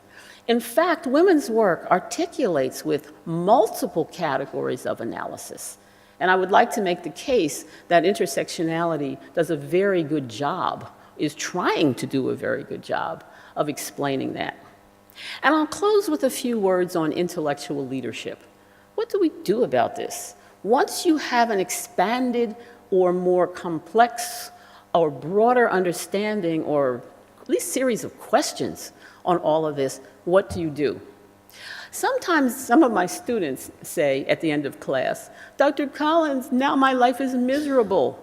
When I came into my class, when I came into your class, I just didn't know about all these things. But now I'm miserable because I know about so much more. I see it. I want to go back to the days, Dr. Collins, when I didn't see all these things, when life was simpler and easier and we were all happier. And I say, well, unfortunately, that is what education is all about, my child. It is not about making you a better consumer so you're happier when you go to the movies. It is not about us producing you as the product. You are my product. You know, this is the whole neoliberal framework on how we should look at students. It's to educate. And education means you are changed by having been educated. That's a very different outcome. All right, so anyhow, I got a little off there. Making women's work visible. All right, let me just start here by saying, we all do realize that colleges and universities are tremendously different from one another. I'm not gonna go there. I like my graphic. Just look at it for a minute. We're moving on. Okay, back to basics. How is it that so much of this women's work that I've talked about is invisible? I mean, I wonder. If I travel around, I look at hotels, I look at airports, I look at universities, I see similar patterns as those of the hotel. How is that? So I thought, let me take a step back and look in my feminist toolkit from a while ago and say, what were we saying about women's work at one point? And how might that be useful to today? So back to basics. I would identify 3 categories of women's work that I think are still alive, well, with us, and shaping expectations of women themselves as well as men and all others. And they would be, women do reproductive work. Reproductive work being biological. I mean, we all know women have babies. But the significant part of reproductive work that might be very important for colleges and universities is cultural reproduction. Being responsible for raising the young, socializing the young, taking care of the young so that they can fit into the society into which they were born. We don't actually have these children, those of us who are faculty members. I don't have 500 children, really. I'm quite good, but I'm not that good. I didn't give birth to that many children. But to think about cultural reproduction as really important work, yet to have that work initially framed under women's work, which is not necessarily the valued work, is important to keep in mind for us. There's also, as part of women's work, domestic work. This is the physical labor of cleaning up the house, cooking, all of those things that are considered what women do naturally and normally because they want to or because they like it. Now, this whole notion of domestic work is very significant, just to use a tiny detour. When I was a graduate student and I was thinking about intellectual work and domestic work, physical work, I wondered, as I read something like Max Weber, somebody like that, or if you chose any philosopher, key philosopher of your pick, I wonder how often they cleaned the bathroom. I mean, was Karl Marx scrubbing a toilet at any point in his life? All right, I mean, you just go down the whole list of things that are considered women's work in some way in the home, and you get a sense of not the difficulty, but just the ongoing nature of this kind of work. But there's another work that I would also like to put here, because I think this is work that has been delegated to women under the delegated to women, and that is emotional work. Women are supposed to be better at caring. Ooh, you care. Women are supposed to be very good at showing emotion. And this is where we get the distinction between the mind, the intellectual work, and care work. Now notice I don't have intellectual work on this list. This does not mean that women are not capable of doing intellectual work. It's more a question of, historically, when we look at the patterns of women's work, there is a clear divide between the mind and the body. That would be the mind and reproductive work and physical work, and the mind and everything else, which is the embodiment. Emotions are in the body, something you can't control. So this is going to be, to me, really significant when we start thinking about how these ideas map onto contemporary social institutions of which we are a part. So looking at women's work within colleges and universities, this is a really simple chart that anybody who's a rector who is worth her or his salt understands this chart, all right? This is familiar, but it's also hierarchical. If you look at the hierarchy, from the top to the bottom, you see a very nice correlation between intellectual work and physical work, mind and body. And ask yourself, where are women situated? Where have women been situated in the past? And where are women situated now within this type of hierarchy? Starting from the bottom, maintenance, cleaning, food services, the domestic work of colleges and universities. These are people we often do not see. They are behind the scenes. They are the ones who dusted this auditorium yesterday to get it ready for you. They are the ones who cut up they're the ones who washed those cups that were at the reception. They're very good at what they do because we don't see them. If they do a good job, we don't see them. But that is one category of work that if I go to colleges and universities, I have no problem finding women there. They're there. So when I think of women in the university, I think of that. Managers and support staff. This is a really interesting category because these would be people who do not make decisions but who implement decisions by keeping things running very smoothly. There's a wonderful woman at a school I spoke at a few weeks ago who's trying to reimburse me for my cab fare. And she's running into all kinds of bureaucratic rules and regulations we have to follow. That work, in some ways, is the domestic work of caring for the university. Making sure that the university that's that mid-level manager. But that's also work, interestingly, that has been transformed tremendously in the last 20 years in terms of its ability to have women come, but also the disappearance of many jobs that would have made this particular work much more visible as women's work. For example, when I wrote my dissertation many years ago, I wrote it longhand on a yellow pad. Can you imagine? This is like scratching out your dissertation in the dirt with a stick. That's how it looks to us today. And I handed it to someone else who typed it for me. Ooh. And she was a wonderful woman named Shirley, and Shirley typed my dissertation. Now, Shirley's job is now gone, right? That job disappeared, as did many of the other jobs that were like that, because we now have access to technology that has profoundly changed the nature of work, including women's work. But as I move on up, teaching, cultural reproduction in many ways is the heartbeat of a university. This is the place where we share knowledge. This is the place where we educate the next generation. This is where we do our research and where our cutting-edge research should go. It's really important, but because teaching is often seen as not as valued type of work, it's a site of contestation. Women are there, but how are women viewed by being there? Research, of course, is one of the gold standards of colleges and universities.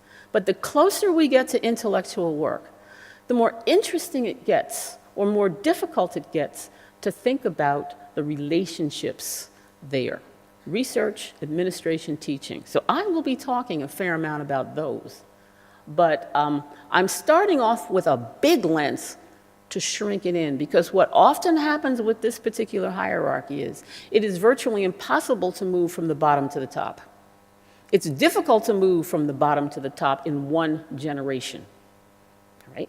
So for example, in my own family, my grandmother, great-grandmother did domestic work. My aunts did, what did they do? They worked in factories. My mother was a secretary. I got to go to school to become a teacher. That's 3 generations right there, to move up here. And I, being the fast-track person that I am, I just whizzed right from teacher and kept going. But that is really unusual, really. So we're really looking at social institutions that are hardwired with certain assumptions about work and women's work. And now let me talk about the care work part. I would argue that women's work is a template for care work in general, but it is a template for care work in the universities. Things like the caring, the service, who does those things? Women typically perform care work regardless of their job descriptions. So, for example, your typical faculty, not typical, I'm going to say that, but many faculty meetings, when decisions are being made and there are women around the table, women are helpers in some ways. No one will tell a woman faculty member, go get the coffee. That's kind of the old-fashioned view.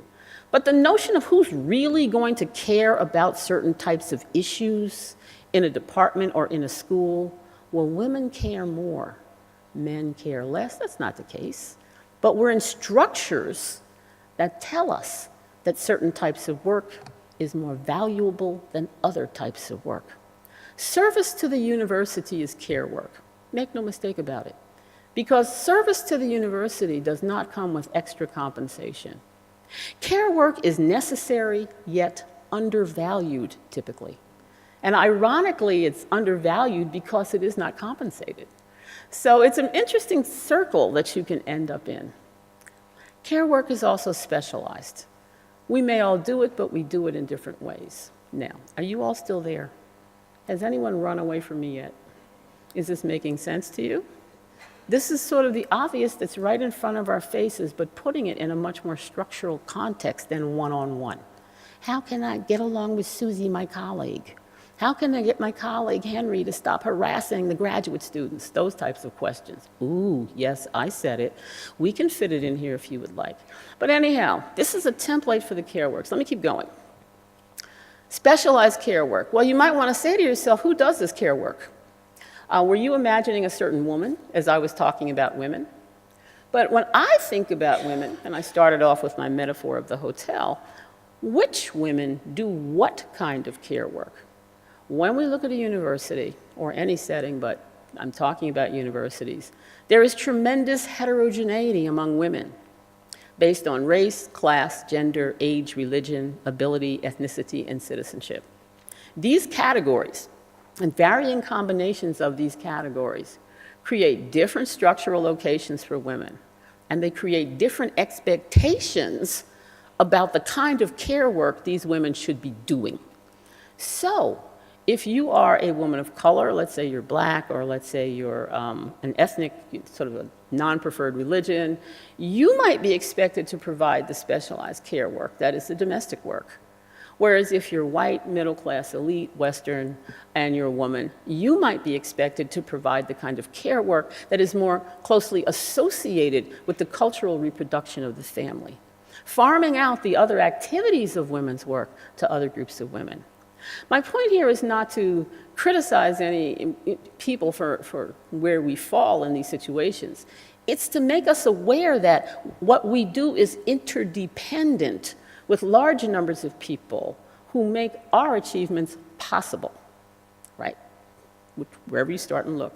So specialized care work reflects and reproduces the heterogeneity among women, right? All right, so not just women's work.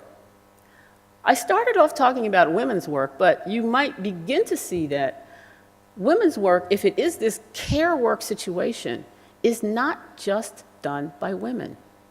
The whole notion of who does the care work becomes important as well. So I've been talking about the gendered contours of care work, starting from this foundation of women's work, but clearly there are men who do women's work, and clearly there are women who do not do any care work. Those are scary women, but they're there, let me tell you. Some of them are running countries. Ooh, all right. Couldn't resist. All right, just couldn't resist that one. Okay, I'm back. All right. I named no names. Did you hear that? All right. But also, and so those of you who really are sort of gender scholars, you get a sense that gender is far more fluid than men and women, right? And gender has many expressions. So there are gendered contours of care work if you really want to build out the gendered part. But also there are racial and ethnic contours of care work. When you travel, or when I travel, I can just see this is my question, who are the black people of this society? And it could be a society with no black people in it whatsoever. Can't even find any. But there's usually a racial ethnic component of who's doing what work, if we see it that way. Citizenship status in care work is a major issue now in terms of immigrant men and women. And what kind of work do immigrant men and women who are not educated or who may be refugees or fleeing zones of conflict, what kind of work do they do when they are arriving somewhere? And how does the perception of them doing that work, very much as care work, how does that shape perceptions of that group? So the association of different groups with different types of work, I started with women because I think that's pretty foundational to the rest of it, is important. And the class contours of care work, which I will not say much about, but I want to put that there just so you know I'm not talking about care work as an identity category exclusively. All right, so part 2. Let me move on. What I'd like to do in this part is ask the question, well, which women do you mean? You know, when we talk about women, how might this notion of intersectionality shed light on women's work, and particularly women's work as care work? So I'd like to talk about intersectionality and the complexity of women's work. Moving from one category, just women or just gender, or just race, or just class, or just citizenship, to their intersection. The notion of it's either a gender discourse or it's a racial discourse. Well, it is a racial discourse and a gender discourse, but nothing is exclusively one thing. Capturing the complexity of this whole notion of women's work is what I'm aiming for in this particular talk. So I put up here, now these graphics I can talk just a little detour. These are basically my 2 books that I'm working on. The one on the left, Intersectionality, is already published. I'm working with a colleague of mine on the 2nd edition, Sirma Bilge, right now. The one on the right, Intersectionality as Critical Social Theory, is the book that I've just finished. It will be published, what is this? Is this June already? It is? Oh, gosh. It'll be published August. So it's coming out in 2 months. But this book has been living in my house for many, many years, and I finally kicked it out. I said, you've been in my basement, and those of you who have that child that comes home and just lives with you and never leaves, this is classic for American families, a lot of middle-class families. But this particular book was just in my house forever because I've been working on this particular set of ideas in terms of the complexity of intersectionality, its inner workings, its core, its theoretical core. So obviously I cannot say very much about that today, I mean the full scope of it, but I just want to hit some highlights using this example of the academy. So first of all, intersectionality, a brief introduction. It investigates the interconnections of these categories that I've mentioned, but they are categories of analysis. So I approach women's work in the academy as through an intersectional lens. I can still focus completely on women, but I ask, what about these other categories? And how does that inflect, how does that shape the perceptions that I have of the women I see, the women I don't see, the men I see, the men I don't see, as categories of analysis? How does that affect my analysis? But also, intersectionality talks about these same categories as markers for systems of power. So when we talk about gender, we're not just talking about identity, gender identity. We're talking about things like patriarchy, if you use that particular language. Or if we're talking about race, it isn't just racial identity. It would be racism, which is a very, it's a complicated set of ideas just in racism. or sexuality, it isn't just sexual identity, it is sexuality as a system of power, or heterosexism, or whatever you want to, however you want to build out each of these categories.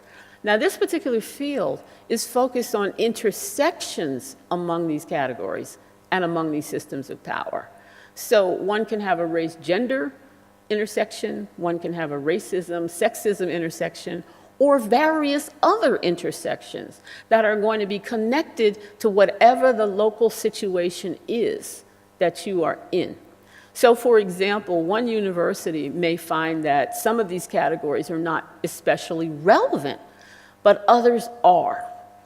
For example, religion might be very central to who's working where, how people are hired, which women we talk about, all of that. Whereas in another university, it is not. It's maybe much more secular, that kind of thing. So I don't make any judgments about the categories themselves. For me, this is a framework to allow us to develop more sophisticated analyses of things that are in front of us. Now, these interconnections shape identities, social institutions, ideas, and politics. This is the notion of the identities being who, just looking for how we are in these institutions and who else is there with us. How the social institutions are organized, I've already said a fair amount about that in terms of the hierarchy and the pecking order of jobs. The ideas themselves, what do we tell ourselves to explain what we see? For example, care work. If we think about care work as women's work, and then we think about women, it's a short jump to naturalizing and normalizing care work as women's work.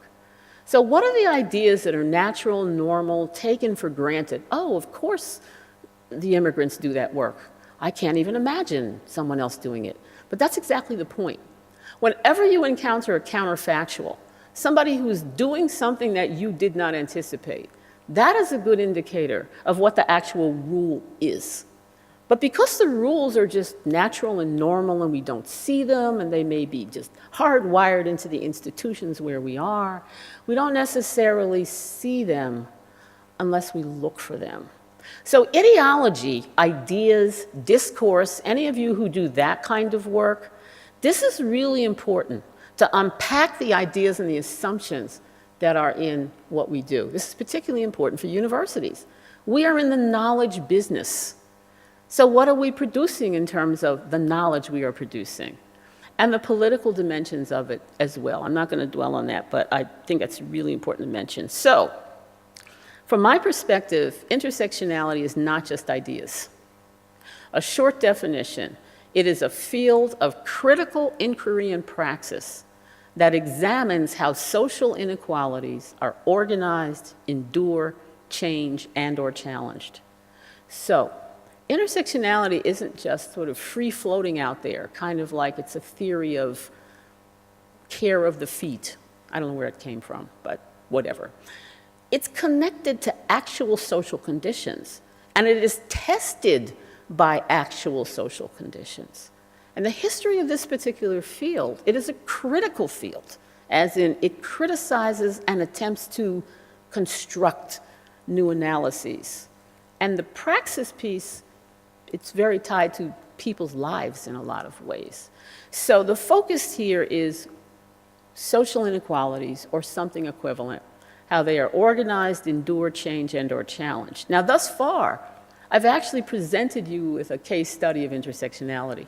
I've used it in how I've talked about women's work, and I've built it up quite methodically, from starting with a kind of what everybody knows, women's work, to where we might take those ideas. I've presented a heterogeneous, really briefly, discussion of women's work, an intersectional analysis of gender within social hierarchy. Gender within social hierarchy would be women's work in the university, right? But I've also talked about an intersectional analysis of social hierarchy where gender is one dimension. This would be care work in the academy, which is gendered, but is also raced, classed, and on down the line. So there are two dimensions to what I've already done very briefly to try and get us to enter into this. But let me move on and just talk about an example, because usually I think that kind of makes it, a little bit more clearer. I'd like to talk about, for just a minute or two, women of color faculty in the US, to just ground these ideas that I've presented. We've got the big model, and now, what would I say next? Well, I would say what we're looking at with women of color faculty in the US, let me just tell you a little bit something. I just like this to introduce myself a bit more here, because I'm really an outlier and anomaly, right? I'm a person who was not expected to even go to college. I'm one of those people, as in, she went to college?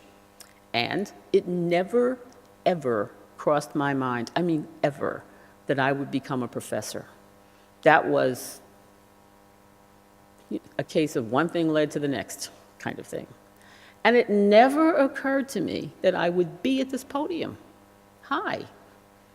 Well, thank you for this invitation to this podium, because the places you end up are fascinating, you see. But I'm going to talk about the tensions here of women of color faculty, because I know that what's on people's minds is this question: how do we recruit and retain women faculty? That's usually where this kind of conversation begins. That's an important conversation. But what I've done is provide a structure for that particular question. How do we recruit and retain women of color faculty? That's just not my question at this point, because I think we're at a period of time where we can recruit women faculty and of color faculty. And I think women of color faculty is an intersectional way of asking that same question, because you've got to think about more things. And if we were thinking about women through an intersectional lens, we would be asking the question that way.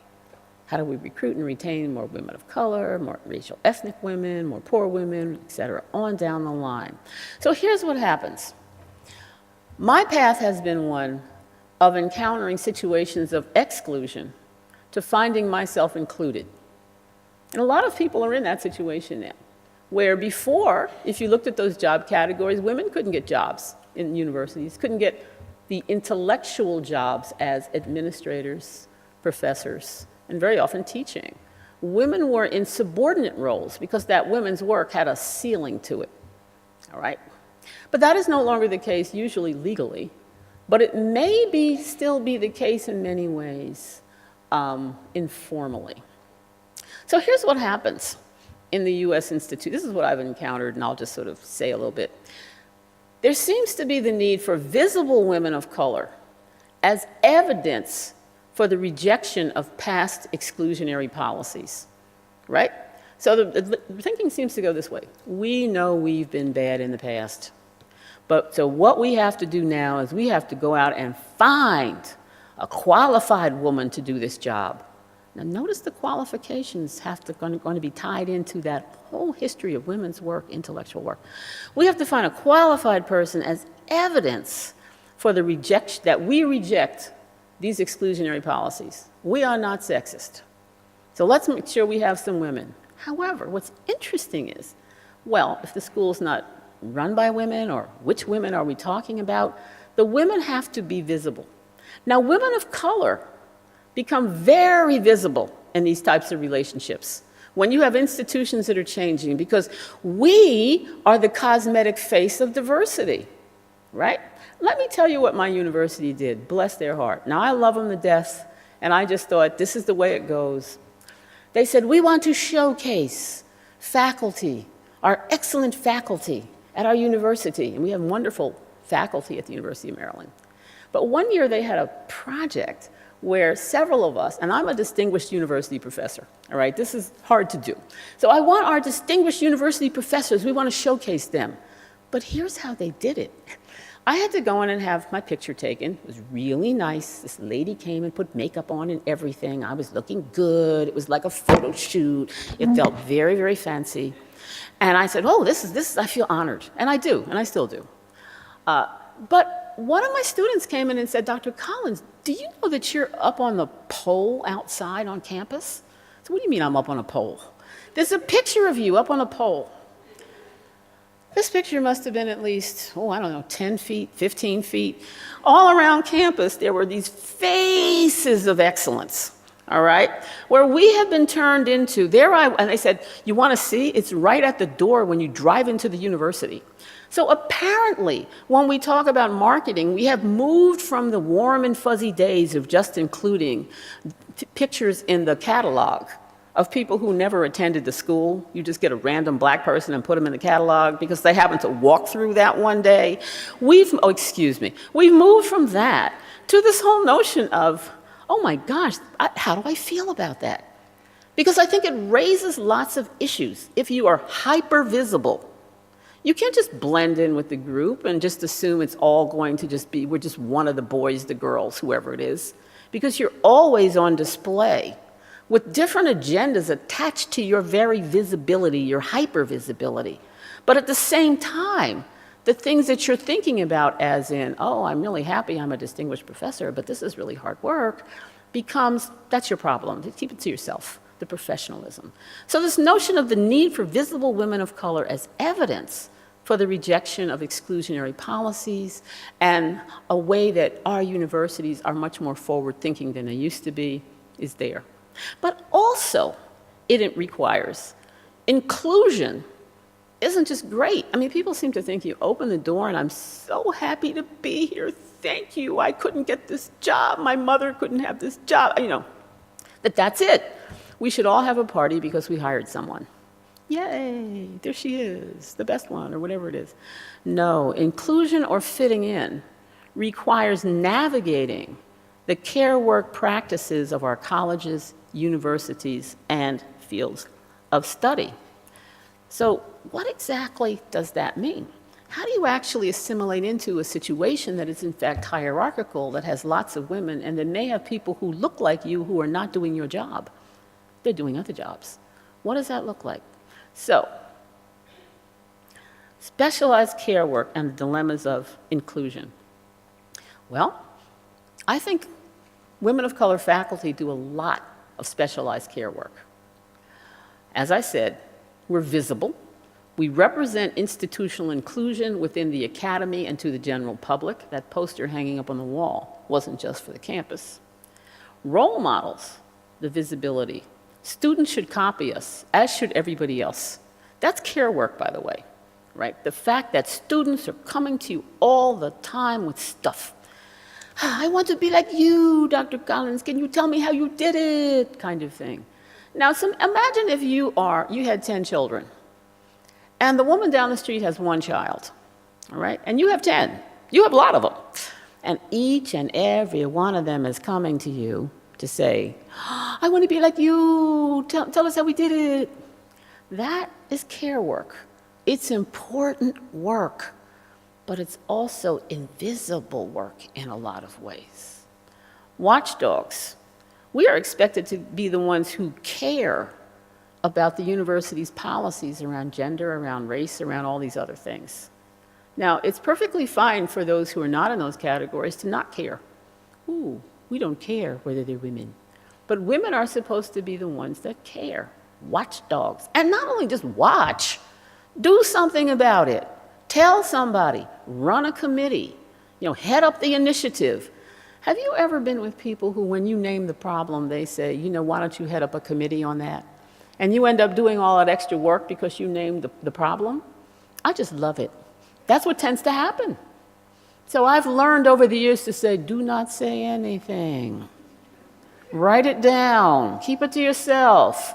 Because if you're not careful, you will end up with that, which is all, by the way, part of being watchdogs. It means you care. You care what's happening in these institutions. Not that it's all bad, but the whole notion of you care to make it better, to make them more excellent. And what also comes along with this is this mandatory mentoring, all right? Such that this is different than copying and being a role model. This is what I would call intensified relationships where you're mentoring people. And increasingly, mentoring has been identified through a managerial framework as something that everybody needs. All right, let's mentor. That's the problem. We need to mentor people better. Well, have you noticed I've not said a word about mentoring until here? I've not said anything about how to get people to fit in. I've basically described a situation that I think fundamentally we want to belong to, but we also want to make it the best it can be. Oh gosh, it sounds like a Nike ad or something. I needed something other than that slogan. The mandatory mentoring, care work as a second job. Now, in talking about women of color faculty, this notion of having the second job of care work that is often not acknowledged because women naturally do these things, that is important to the functioning of all of these institutions, the care work, has been a dilemma to navigate and negotiate. And in my own career, I clearly see care work as a second job that I've done the entire time of my academic career. I was doing a lot of, quote, service and being told how nice, but I knew enough not to do that and sink my own career because I didn't do other things. So it's the second job, the first job to be excellent at that first job, and the second job. But at the same time, I have long recognized the significance of care work. Writing about things, teaching about things, caring about people, but not necessarily face-to-face, one-on-one all the time, because there's only one of us, one of me. So for me, my writing has done that. The whole notion of what I write, what I publish, I clearly see as reproductive labor. Giving people ideas and tools that they can use to diagnose their own situations and do something about them. I do not write answers for everybody, but what I can do is provide tools of diagnosis. I get emails now from people I just had no idea. You know, I'm an Iranian woman in Canada, and I've used your dissertation to do blah, I've used your work to do this in my dissertation. I get those kinds of emails from different places in the world, from different people that have gone far beyond the introduction to my work on Black feminism, which is quite significant, but it's far more than that.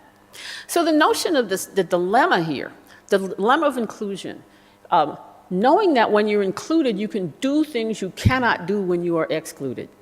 This is why I always say to people, going after those top jobs, but what do you do when you get those particular top jobs? So I'm going to finish up now. How am I doing for time? Because my watch has gone away. I'm okay? Finish up. More slowly? What does that mean? He's down here doing this. I don't know what this means.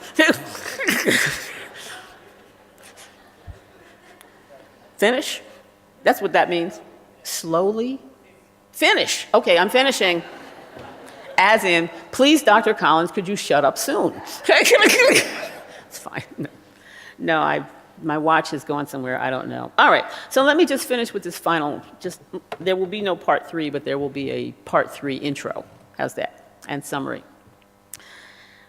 I just want to say a few words on intellectual leadership in terms of where things are, just some interesting ideas. And I'm putting a picture up here. Those of you who are astute may notice me in the middle of the picture, because I could not find a good graphic for what I wanted to talk about here. And what I really want to say is intellectual leadership comes from all different kinds of people and all different kinds of places. And to me, if you're in a university, this is what we need in universities. 2 aspects to think about the leadership, and then I'll talk a bit about this picture. One is, I would argue, and I think many in this room would agree, that universities are very much under attack right now. I don't know what's happening in Europe, but I certainly know in the US we don't have a very favorable government to ideas and thinking, all right? So I'll just say it that way, all right?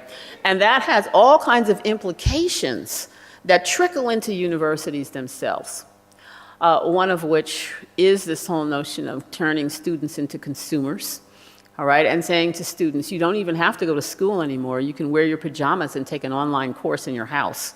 You know, that's sort of turning you into like, it's going to be so easy and fun to learn stuff. Or turning students into products. We are expected to have our success measured by our students' accomplishments. So it's not our accomplishments. Our students are our product. It's really simple. It's really similar to this work of your child is a reflection of you kind of thing. Well, that's really nice if you can harness that in general, but I just don't think the knowledge business is about that. It's about being critical asking questions, imparting received wisdom, but also challenging that received wisdom and testing it against the challenges and the questions of today. Now, that's kind of the mission of universities, to really stand above the fray. And I've presented a view thus far that said, you know, there's some stuff in universities that really have to change. We're in a period of time now when universities themselves are under assault, and that very much scares me, all right, quite a bit. Because I believe in books, I believe in ideas, I believe in all of this, but that doesn't mean that I believe in things without qualifications. So the whole notion of intellectual leadership in this kind of climate means protecting universities from these kinds of assaults, but not necessarily protecting universities by saying, we're just going to have to do more of what we've always been doing. It is a question of resisting those pressures to turn universities into knowledge factories and our students into consumers or into products. But to ask, they are students, and the students are the heartbeat of universities. I mean, that's why we have universities. They are schools, right? Colleges and universities. And that means we have to really rethink what we do within our colleges and universities. And looking at the materials on this organization, I really can see lots of the terms that are terms of commitment to some of the ideas that I'm definitely committed to. Excellence, but excellence cannot be conflated with elitism, you see. So the notion that something is excellent because it doesn't have enough people who look like me, it's excellent because it doesn't have too many people who look like me, is really a very old idea that we have to challenge. The homogeneity of what excellence looks like. Because I don't know how we ever get innovation without looking at the structure of who's doing what work and who's actually there. It's not enough to go second-hand and third-hand. So the whole question of the internal questions of women's work and care work, we can't change universities overnight, but I wouldn't want those questions to go away as secondary concerns while universities confront these front stage challenges. So my whole notion of exerting intellectual leadership means there's plenty of talent in our universities if we choose to listen to it and see it where it already is, and to think differently outside of the box in terms of what we're doing. Now, this picture that I put up here is actually, for me, the face of women's leadership, women's roles, women's work. And there's one guy in there, this lovely guy who's running Romani Studies at Central European University, I believe it is. They're still there in Budapest. This is a conference I attended a little over a month ago, I think a month ago, on Romani Studies, where they had a Romani Studies Day conference, and then they had a Romani Women's Studies Day. And the way they approached Romani Women's Studies was to ask about the connections between Romani women, African American women, Dalit women, women of Palestine, women in all different settings, minority women. They started with already a global, expansive view of women's work, women in leadership, women's roles. And what I loved about this conference was a lot of these women were young. They weren't as energetic as they'd hoped to be, because this work is really hard work. But when we talk about my last slide, which I'm going to, I'm sorry, forgive me. It's always better to ask for forgiveness than permission, all right? Forgiveness, all right, for going a little long. This is what I want to leave you with. What is your position? What is your position on intellectual leadership in terms of what you can do and what you can't do? The positions we occupy with the academy. We all occupy a position that comes with obligations, entitlements, and opportunities. And depending on our personality, we tend to pick one or the other. It's all about obligations. It's so much crushing work, etc. Or it's all about entitlements. Lucky me. I don't have to do all that service work. I get to do all this other cool stuff. Or it can be about opportunities. How do we look at each position that we're in? The way these young women I met 2 months ago looked at it. They saw the obligations, they saw the entitlements, they saw the opportunities. But the bullet that I want to leave you with is this. The positions we take from our positions in the academy are entirely up to us. We each decide how we will do our job, interpret our job, the standards we bring into that job, the kind of work we do, and whether we care at all. So I want to leave you with that particular question. What is your position? Thank you.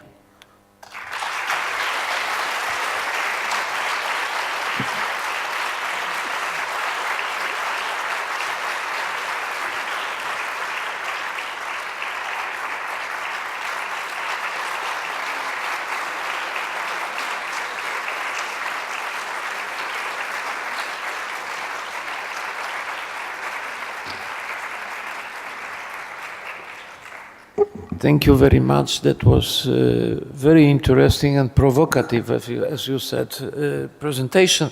And now we continue, and afterwards, of course, there will be discussion, including the participants. And I would like to, right now, sorry for those changes. I would like to ask now and to present, to introduce the Professor Rizzuto, Rosario Rizzuto. Sorry, I have to put my glasses, that's too long. From University of Padova. Professor Rizzuto is a physician, which is close to me to some extent, and a Professor of General Pathology. He is the director of the Department of Biomedical Sciences and member of the University Senate of the University of Padua in Italy. He became lecturer in Padua in 1992, then professor in Ferrara in 1998, where he was director of the Emilia-Romagna Genetics and Biotechnology Network, dean of the Pharmacy School, and member of the University Senate. In 2008, he returned to the University of Padua and as professor of the medical faculty. His research interests have been centered on the study of cellular signaling, which is very close to me, and I'm happy to have you here, and with a special focus on intracellular calcium homeostasis. He was elected as the university rector on October 1st, 2015. Professor Rizzuto, please. I would like right now to invite your panelists, the panel that you are going to moderate, the Rector Dorota Kelly. Could you please join us? From University of Granada. Oh, sorry, that was no. Rector Christa Neuper from University of Graz, and Vice Chancellor Eva Ekeson from Uppsala University. And I would like to ask you just to briefly introduce the panelists. Thank you.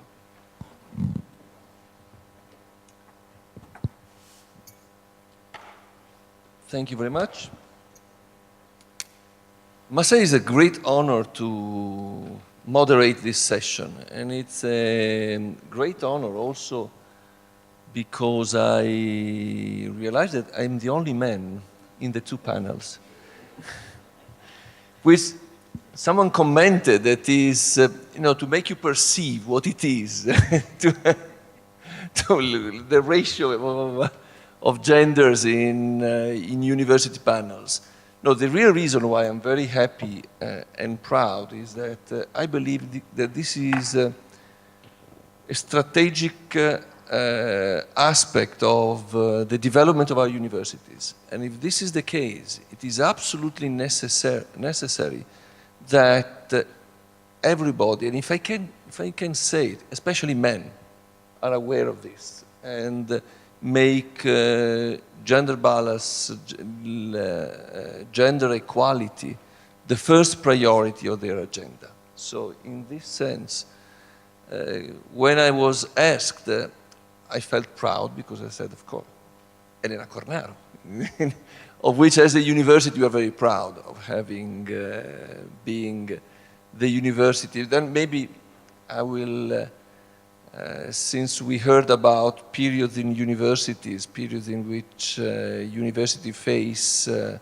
better and more dangerous times, and I believe that it is always very important to be in a society that understands and supports the importance of university. And Elena Cornaro, I think, happened because the University of Padua was the University of the Republic of Venice. And the Republic of Venice was a very science, technology, knowledge, careful state. They knew that if they wanted to prevail, they didn't have very strong armies. They could prevail with ideas, commerce, and the university was, for them, a fundamental element. And they granted a lot of freedom. If one thinks, Galileo was in Padua and he was allowed for 18 years to be there and was never put under trial in Padua. Then he moved to Florence and the rest of the story. And the medical school, he was granted a full freedom to operate and initiate experimental medicine, necropsies and anatomy. And in this scenario, gender equality and Elena Cornaro is, I think, also the symbol of this. If you think of a free society and a free society that understands that equality in university, freedom of university is a fundamental trait, then gender equality has to come as a natural consequence. So I believe that in this, I like the idea and I think we should use more and more. I greatly appreciated the lecture in which the history of women in universities was shown. And I think that we should use more and more these cases as the paradigm and the legacy that we have to make our universities advance. So I think that having the responsibility of moderating this session with these two ideas, that we bring the idea of men, he for she, men thinking that equality comes if it is first priority of the agenda of everybody. And the second one, that this comes with the vision of the university that is a really open part of society. I think that with this we can look inside ourselves, and which will be the topic of this university. I think that, of this panel. I think that what we want to discuss today, and I will hand out the microphone for a brief initial presentation by each of the panelists, is experiences, but if I may ask, also an indication of what are the biggest hurdles, what should we do?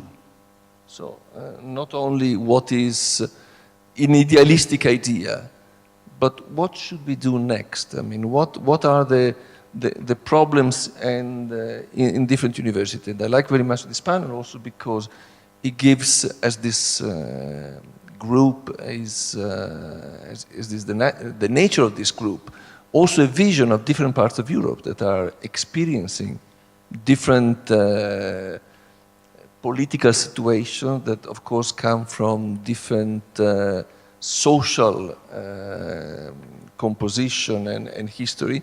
But if we have the same goal, I think that also sharing the vision of what is happening and what we should do in the three universities that represent Southern Europe, Middle Europe, and Northern Europe. You are divided in. So, with no further delay, I will introduce the three panelists. Rector Christian Neuper from the University of Graz, Vice Chancellor Eva Åkesson from Uppsala University, and Dorothy Kelly, that is replacing Rector Ramirez from the University of Granada. And I will probably directly pass on to the speakers to make this initial presentation. Well, thank you so much. And I would also like to thank our host university, the organizers of this very, very interesting conference this morning. I'm really happy to be part of it and very glad to be part of this panel. And here I have to admit that being a female rector was a kind of advantage to be selected for this. When it comes to female leadership at universities, so I think this is the topic of this second panel, especially to see these aspects. We can say that universities in Europe are still male-dominated institutions when it comes to leadership. And in preparation of this morning, I saw some data published this year by the European University Association based on its member institution, showing that 14% of rectors in 46 countries are female compared to 86% being male. And the situation is better in, let's say, in high-level and mid-level management position, but when it comes to the top positions, it's like this. And the question is why the situation is as it is. And when looking for an explanation, we have to consider, of course, several aspects, such as the historical dimension. We heard a lot of it this morning, very interesting, but for my university, I can say it's 100 years ago that female students were admitted to the Faculty of Law, so it's just 100 years. Second point I would stress, after the history, is that we have a too low proportion of women in the achievement of full professorship. I think that's a very big issue, the leaky pipeline issue. And this is what we also see in our universities. I think we have really to go on this. And of course, also my impression is the institutional mindset that resists change. And this was, I think this was also said already today, it's one of the important things to address in the future. Looking back at my own career, I would never have imagined to be the rector of my university. So it was out of any thinking, I would say. And when I was elected to be the first female rector of the University of Graz in 2011, you can, after 250 rectors, you can imagine that there was a very, very big attention. There were many phone calls from journalists and asking for interviews, and I was sure one of the questions was, how did you as a woman manage to become the rector of this university? And another question was, do you feel as a role model for women in the university? And I have to confess, it was the first time in my life that I really was confronted with the gender problem. I didn't feel it as a scientist before. I was a professor at a technical university and at my university, and I didn't care about these topics. I didn't see barriers, I didn't see a glass ceiling, but at that time I really started thinking. And I have to admit that it took me some time to understand and to admit the importance of role models. But after 8 years being the rector of my university, there were so many female staff members reporting me to having a female role model is important to them, and it created obviously an enormous impact.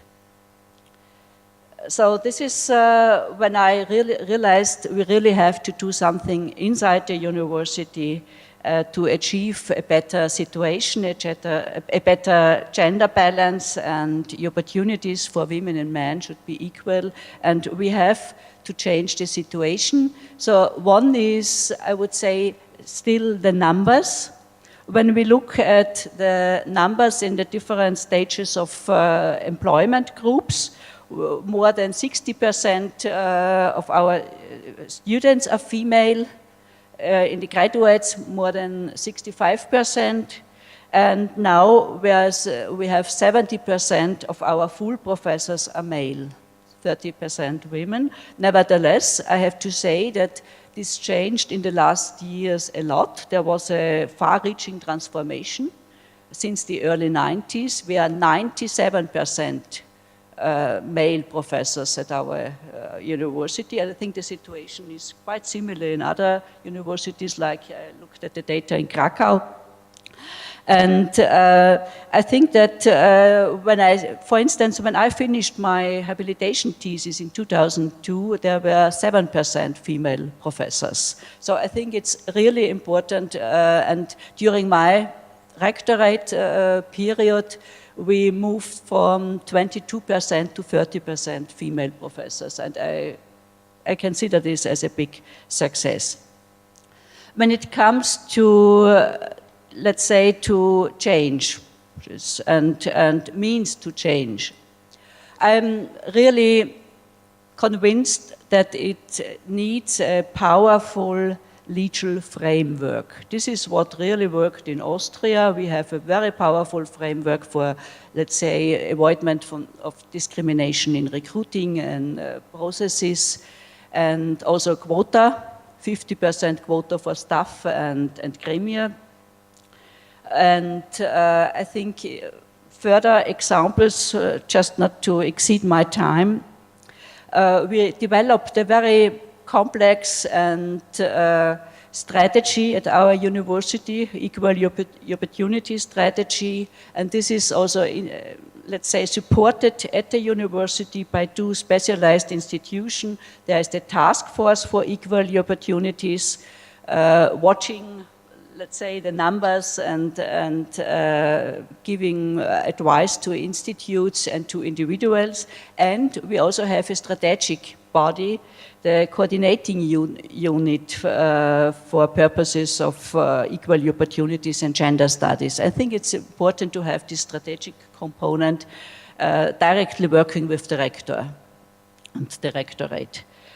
When it comes to examples, what in my opinion were the most successful measures during the last 8 years, I think we have a very, very elaborated gender monitoring inside the university. So we have a very strong law in Austria, and the University of Graz is even more, let's say, more detailed in the monitoring process, because as a university we deal with reality, and you need real facts, you need figures to discuss the issue, also to generate awareness. Second point I consider very important is gender budgeting.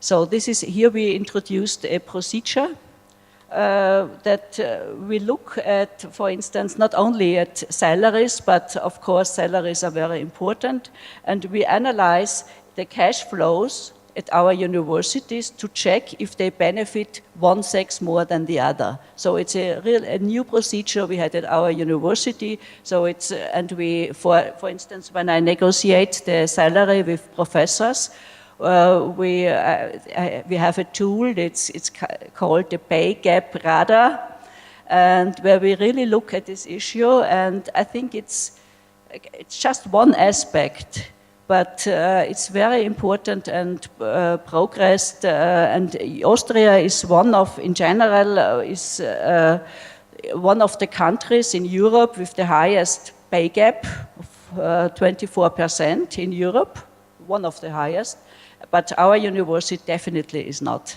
part of this. So this is it was monitoring, a very careful monitoring, a very careful budgeting. And the third pillar I would like to mention is, of course, personal education, continued education, especially for women, but also for all staff members at our university when they enter the university. independent of which job it is, in administration, or professorship, or whatever. And I think it's very important to have the issue and let's say anti-bias training, and there are many examples of this in this kind of let's say continuing education for staff members. Of course, we have special programs for women at all steps of their career, but I have to confess I'm not so convinced that's not the one and only solution. It's good mentoring, coaching, okay, we need it, but you can also do too much of it. I think women don't need it really. They need equal conditions. So I'm not so I think to be very careful about what you offer on this respect. So these were just examples. Maybe there are some questions later on, and I thank you for the attention.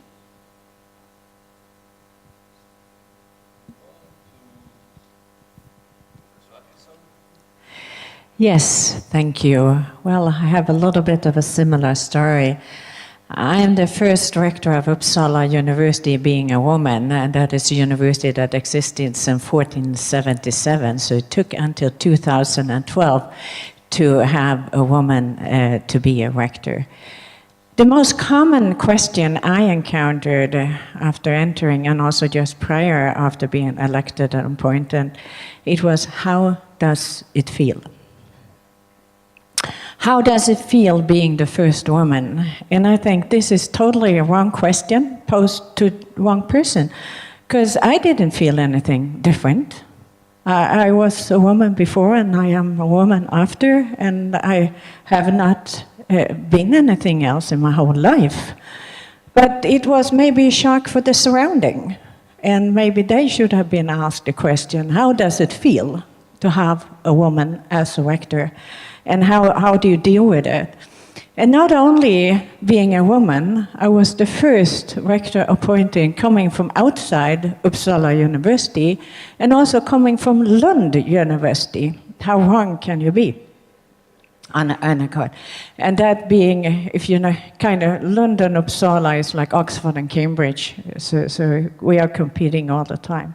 And also being a professor, to have my focus on education and not primarily focus on my research, and try to have had a balanced academic career throughout my time. So how wrong can you be in a situation like this?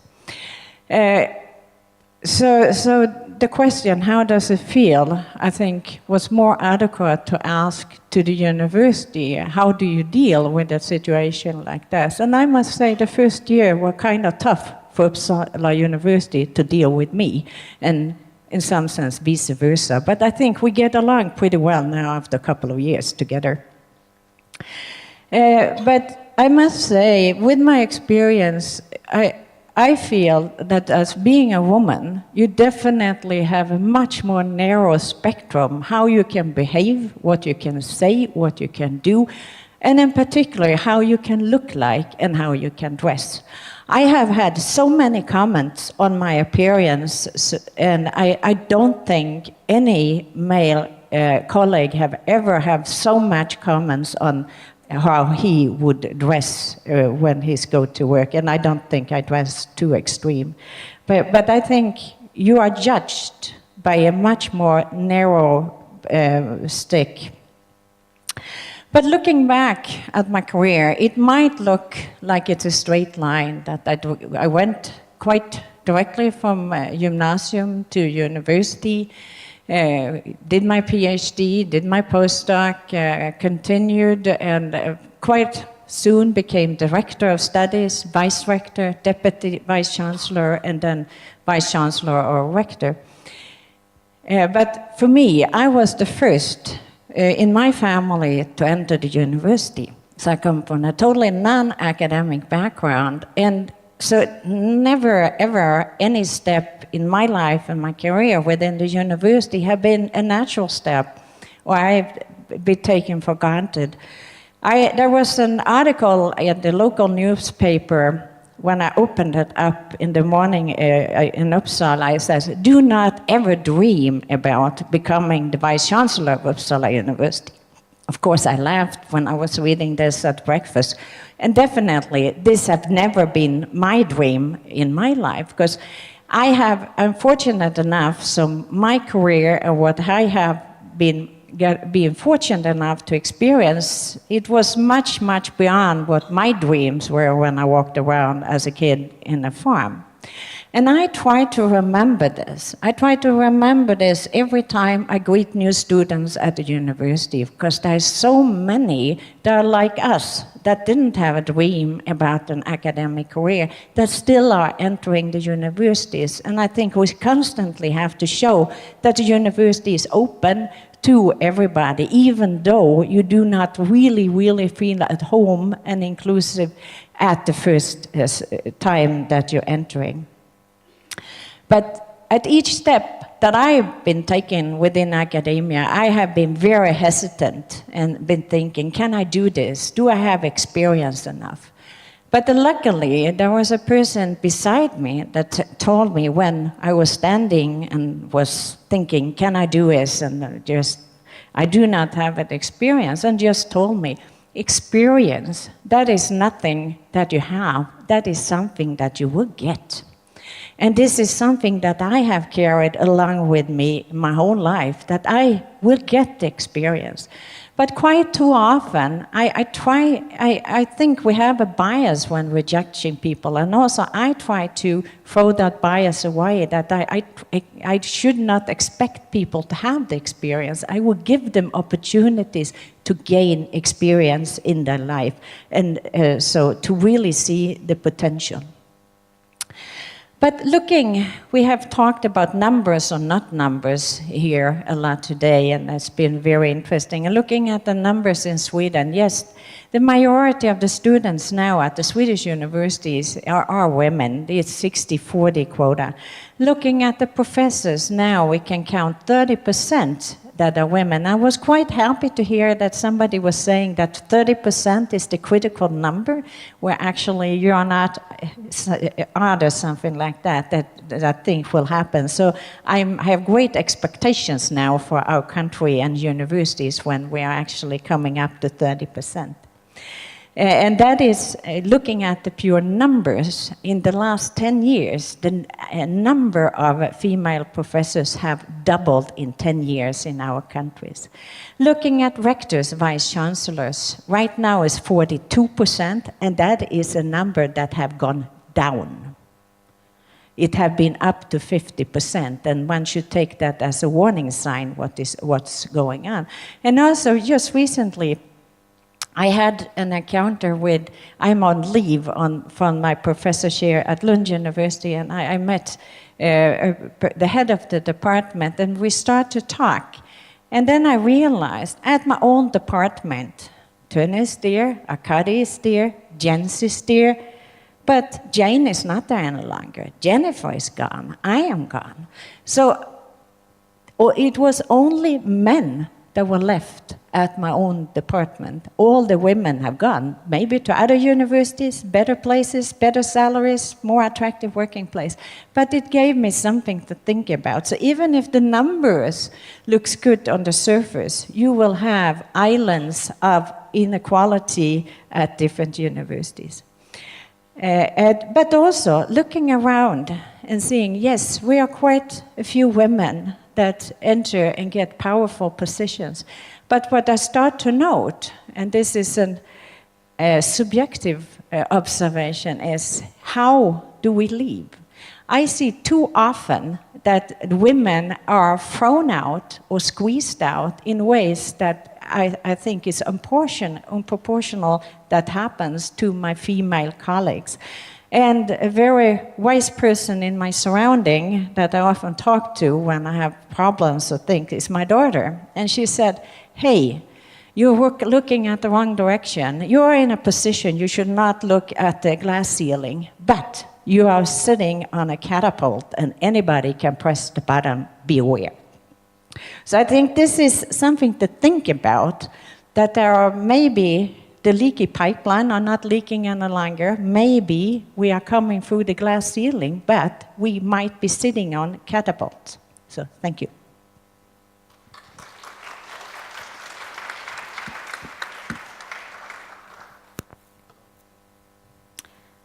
Thank you. I would also like to thank our hosts and the organizers of this event. And I will start by asking for forgiveness, as Professor Collins so ably recommended, as a little bit of an intruder on this panel.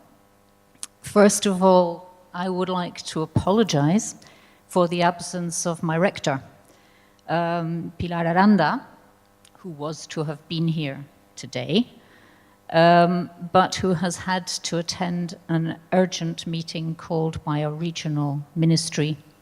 We have a new regional ministry, and urgent meetings to discuss budget and university policy in general simply mean that she could not be here, and she's very, very sorry not to be here. She's very sorry not to be here as the recently re-elected first woman rector, and again, this resonates, in the University of Granada, which is about to be 500 years old. So, one woman in 500 years, and when she was elected, she was the only woman rector at a public university in Spain. And there are 50 of those, so nowhere near the European percentages. Currently, that situation in Spain has improved, and there are now 8 women rectors at public universities, and we have even had election processes with all female candidates, because of course the first step to having women rectors is to have women candidates, and if we look at that figure, we will see that it is also very low. So I'm afraid, because my rector is not here, you are going to have to put up with me standing in for her. I am not a rector. Thank you to whoever presented me. I think I was presented as a rector. Thank you for that temporary promotion. I'm a vice-rector. And as we discussed when my rector called to apologize for not being here, there are lots of women vice-rectors. But I have the privilege, as vice-rector of the University of Granada, of having been the only woman chair of the executive board of the Coimbra Group, which to me has certainly been one of the greatest honors and privileges of my academic career. So it is a little bit with that in mind that I hope you will not mind me being the intruder on this panel. Can I also say that I was lucky enough to be in the position of being chair of the Coimbra Group when the Jagiellonian University said they would like to host the 2019 annual General Assembly and Conference. And they also said, and we would like it to be on the theme of women, gender, at universities. I was, of course, absolutely delighted to see and to hear that. Because I'm afraid the Coimbra Group doesn't do too well on the statistics. There are currently 4 women rectors of 39. So we're below the European average there, I'm afraid, way below the Swedish figures. And that is also the case if we look at our executive board. We never reached parity while I was on the board. Sometimes it was only me and my wonderful male colleagues with whom I worked very, very well, but sometimes it was only me. Other times there were 2 of 8, and I think we did once reach 3 of 8. The current figure is 2 of 9, although after tomorrow, I think it will be 3 of 10. So that's the 30%. Is that the tipping point? That would be great. That would be great. And this situation is, I think, a fairly good reflection of what happens in university networks and associations in general. If we look around, there are lots and lots of women participating. There are lots of women who are in the working groups, even who head working groups and so on. But when we get to board level and when we get to chair, presidency level, there are very few, with, of course, some notable exceptions, such as Helene Nassaré, who was president of the EUA some years ago.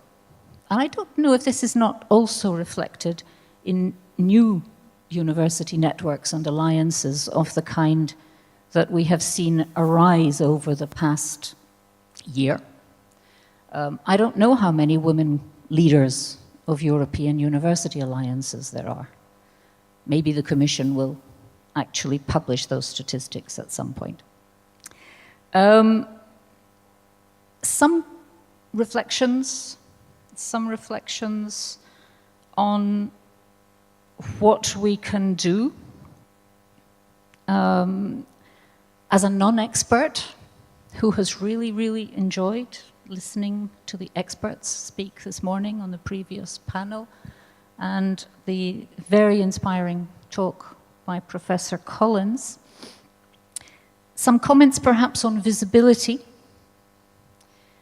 Some comments on visibility from my own personal experience, and I think I come from a field, translating and interpreting, where visibility and invisibility is a major debate. Because like the caring, translation is something that is good if you don't see it. So in my own discipline, in my own field, I have also had to deal with the visibility. It is also a very, very female field. But again, a field where, when it comes to heads of school, heads of department, keynote speakers at international conferences, top journal editors, most of them are men. So these are reflections on the need then for visibility, reflections on the need for awareness raising, reflections on the need for no complacency, even when the figures look quite good, as Eva said. I did not think that I would see the day that my daughter felt she had to demonstrate to insist on the need for abortion rights, for example. I think we are at a point when we see that there is threat to what we feel we have already gained. Complacency is certainly something we should avoid. And just a brief reflection on role models and on responsibility. If it is harder for women to reach the top jobs, it is also the case that in those top jobs, there is added responsibility. So, how does it feel? You have the press, you have to answer questions which the press would never ask a male colleague. And then we put in legal frameworks to support women's presence and so on, and we were discussing this over coffee. This is, of course, added responsibility for women. If we have gender parity, gender balance regulations, then the fewer women we are, have additional responsibilities to be on those committees, to participate in those activities, and so on. And we are expected to be role models. So, harder to get there. Once you're there, greater responsibility, and so on. And I think I'll leave it there.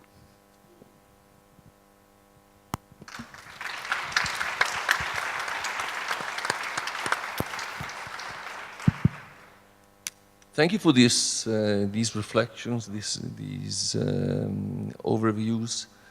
I'll try to pull you towards making some brave statements on what you think are the most important policies that should be placed by rectors that are in majority men, as you mentioned. I must say that of all these numbers, I didn't know one, which was the percentage of rectors in women rectors in European university. I must say I was embarrassed by the number of Italian rectors, because that I know, which is around 10%, and I felt very embarrassed because I said that this is probably dramatically different from the rest of Europe. And I realized that it is worse, as often is the case, but not dramatically different. So we're discussing about a number that is not evident, but is a critical number, I would say. So I think that when we think about policies, about the leaky pipeline, about the policies that every university should put in place, and I think that if we agreed to share gender budgeting, gender policies between universities, to understand and to see what common ideas of policy we could do, this could be also very useful in each university, because you could say that in leading university, this is the way to go. But I really want from you, try to throw a provocative idea, which is to get from you a suggestion for men rectors. We are men, I mean, and until we end our mandate, I mean, our university will have a man rector. And my impression is that this number, which is way below the number of full professors, and where we are doing better in general. You mentioned it, we are doing better. 35% of full professors recruited in the last 3 years in the University of Padua are women. And I'm more worried about the first recruitments, which I believe should be close to 50% and are not close to 50%. So we have a gap in the beginning of the pipeline, not the students, not the PhDs, but the moment in which they enter the academic career. That is where we lose a lot of water from the pipeline. And that. But my perception, and I wanted to have your view on this, is that men rectors have a responsibility, which is discretionary choices. When I entered I started as rector, I decided to have a majority of vice-rector women. Not only a majority of vice-rector women, but also the traditionally important vice-rectorship, research, teaching, infrastructure, and the cultural agenda of the universities. Probably the 4, together with foreign policies that are considered, 4 out of 5 were women. And I think that these discretionary choices are very important because they make the entire university perceive that when you want to discuss about, the research policies, the building that is not properly, you go to a woman and she has the responsibility. And I think that if you do so, it's more likely that another collective discretionary choice, which is the election of a rector, will naturally have a woman, all women as candidates, as you were saying, or at least some women of candidates that will be elected. Otherwise, we will have the situation in which many professors are women, but when you have to elect someone to a decision-making place, she doesn't have the experience. She's a brilliant professor. So unless the rectors take the responsibility, the current rectors, to place in this position a large number of women, it will take more time. I don't say that this is the decisive element, but it will take more time. And a small perception that this could really work, is an optimistic, of this optimistic view, is that the day before yesterday, there was the election of probably one of the most male-oriented areas in our university, which is industrial engineering. I mean, if engineering and which is a very large department, one of the largest departments in engineering, elected a woman. So I think that the idea that women take the strong responsibility places should be an effort of everybody, and in particular those who have a responsibility. So thank you. There are a lot of aspects you mentioned. When I may start with the, let's say, the start of the so-called leaky pipeline, the first part after the PhD. So I think we really lose a number of females at that point when the decision is to make getting into a scientific career or not. And this, so we investigated in a quite, let's say, elaborated way what are the motivation in this, and the work-life balance and family reconciliation and science. So my opinion is that many of those graduates from the PhD studies, they just think it's very difficult to combine science and family matters. So that's one of the aspects, and I think we, as a university, we took quite a number of measures to support young, not only women, but also young colleagues in this stage of, let's say, in this stage of life.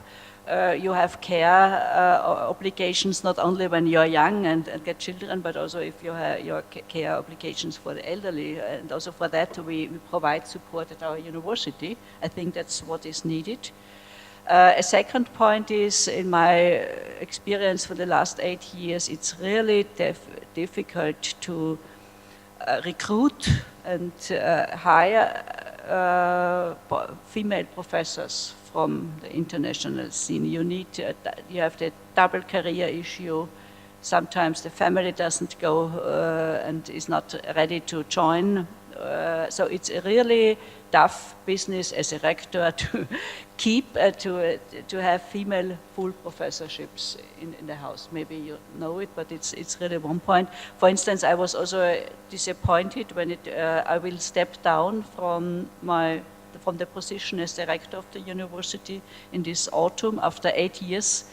2 terms, and there was no female candidate applying. So I don't know why, but it's really always you think what happens, what's the matter, even so. It's I think we still have to provide conditions that are attractive at the university, and you have to support female scientists, because I think it's a generation issue also, because many of them are young. They have to look at their own scientific career, and if you do service and to university, so there is also a conflict. And I think so. These are issues that I think we will have setbacks in the future, but we still have to, let's say, strive to get better.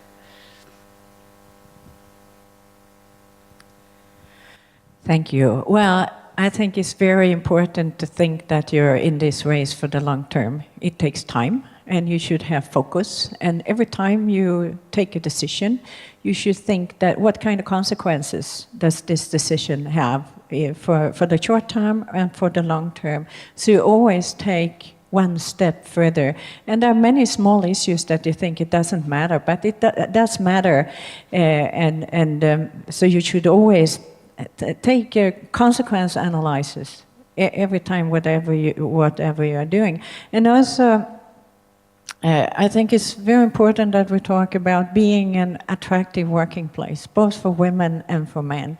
Because otherwise, we already know that a lot of talented women leave universities. And the one that is suffering is the universities, not the women, I would say. So I pity us that we are not attractive enough to be able to be good employers, so more women would like to pursue their career within academia. And we need these women because we have gigantic challenges for the future that we need knowledge and competence to actually to face this.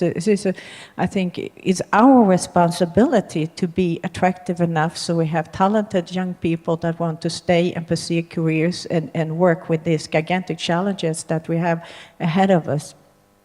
And I think it's, we also have to, you're talking about leaky pipelines and so forth, but, and difficulties to maybe recruit on a senior level, but I think a lot of recruitment, at least at my university, we do on a junior level into tenure track, and there is actually no problem to find talented women that would like to enter, but this question of actually have a merit system, award system, and also reasonable conditions to work within the university so you would like to stay there. So I think we should put more emphasis into this. And also listening to the keynote speaker before, I was really fascinated about this caretaking and so forth, because I was, well, I recognize quite often, well, it's when things get really difficult, then there's a total mess.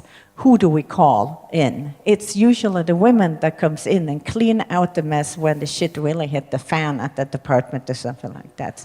Yeah, and suddenly they are so competent and so forth, and before we were sitting, oh, there are no women here and no competence, and so there are a lot of women that are competent. I have been sitting in a room and people say, we don't have any women here. And I say, hey, so quite often we are made invisible, and I think we have to make women visible all the time in every single situation. I have been at conferences and was only male keynotes and so forth, and I complained about it, and the reply was, well, there were no women. And at that moment, I didn't have a list. From that moment on, I promised myself I will never, ever be out of names. I should always have at least 10 or 20 names to say in a situation like this when they say there's no women. And then I said, yes, there is Lisa, there is Eva, there is Anna, there is Jennifer, and so on and so on and so on, and just provide with a long list. So that is one thing. I always have 10, 20 names along. There's always competent women.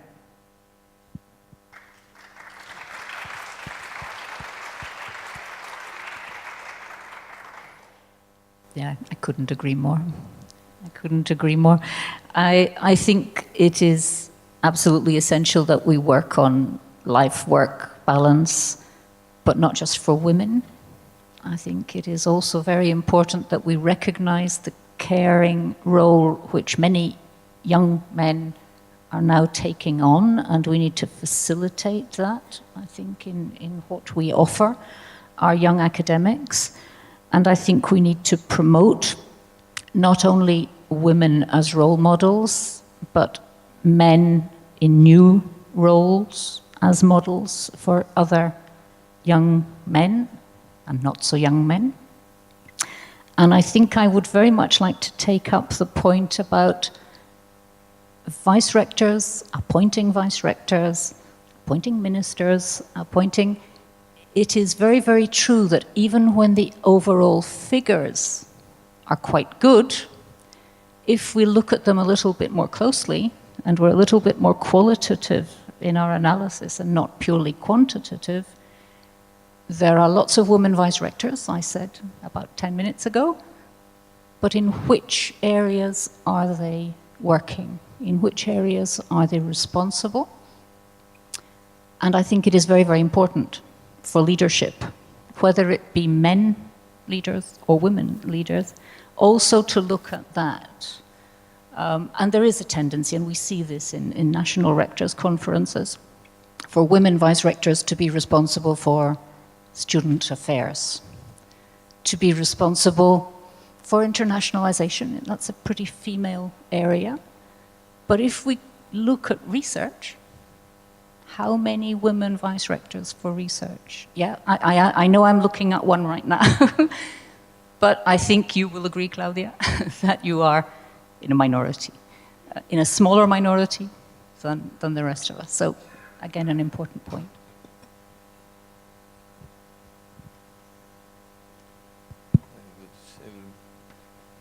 close or have a final comment. I tend to be more optimistic about women applying internationally and moving. My personal experience, which is related, but we have been very active in trying to recruit ERC awardees and international professors. And the ratio of women to men applying to come is extraordinarily high. We have very high, actually we have very often which I find very nice, I must say, that they come, you know, I also have a husband, so if we both find, since it usually goes the other way, the idea that you attract a top faculty and she decides to come, and then you have the equality issue on the other side, I think is very important. So I'll be a bit more optimistic than what you are in these terms. And so if I can summarize what I think we have been saying, and you have been saying, is that the leaky pipeline should be closely monitored and policies should be applied in the critical steps. And it's clear that the numbers in our universities are 60-40 in students, I think in the vast majority of our universities. When we look at the initial recruit, it's 40-60. And that is where you generate the gap, and I think that should be monitored closely with policies that try to understand why it happens. And the second point is favoring work-life balance, so having policies within the universities that support men and women. I mean, men and women in the initial phase of the career, but especially in some countries, this becomes particularly troublesome for women, and one of the hurdles that often kicks out the woman from the proceeding in the careers. And the third is promoting leadership roles for women, and so having, of course, as we know, rectors are in most cases elected. So we need to make a big cultural change for the people voting, deciding that they vote. But we have positive things that we can do, which is to promote more and more the presence, and I think of the plenary lectures, of women in the top administrative and politically strategic places in the university. So, I think we maintained our time. We started a bit late and we kept our time. Thank you very much to all these extremely thought-provoking contributions, to our keynote speaker, to all of you. Thank you for coming for this conference today. And as we run out of time, and I know some of you have meetings already at 2 p.m., I think maybe we can move our discussions into less formal environment. Lunch has been served upstairs in our regular room. But let me make one more announcement for the evening. We will be opening the door already 7:45 for small drinks.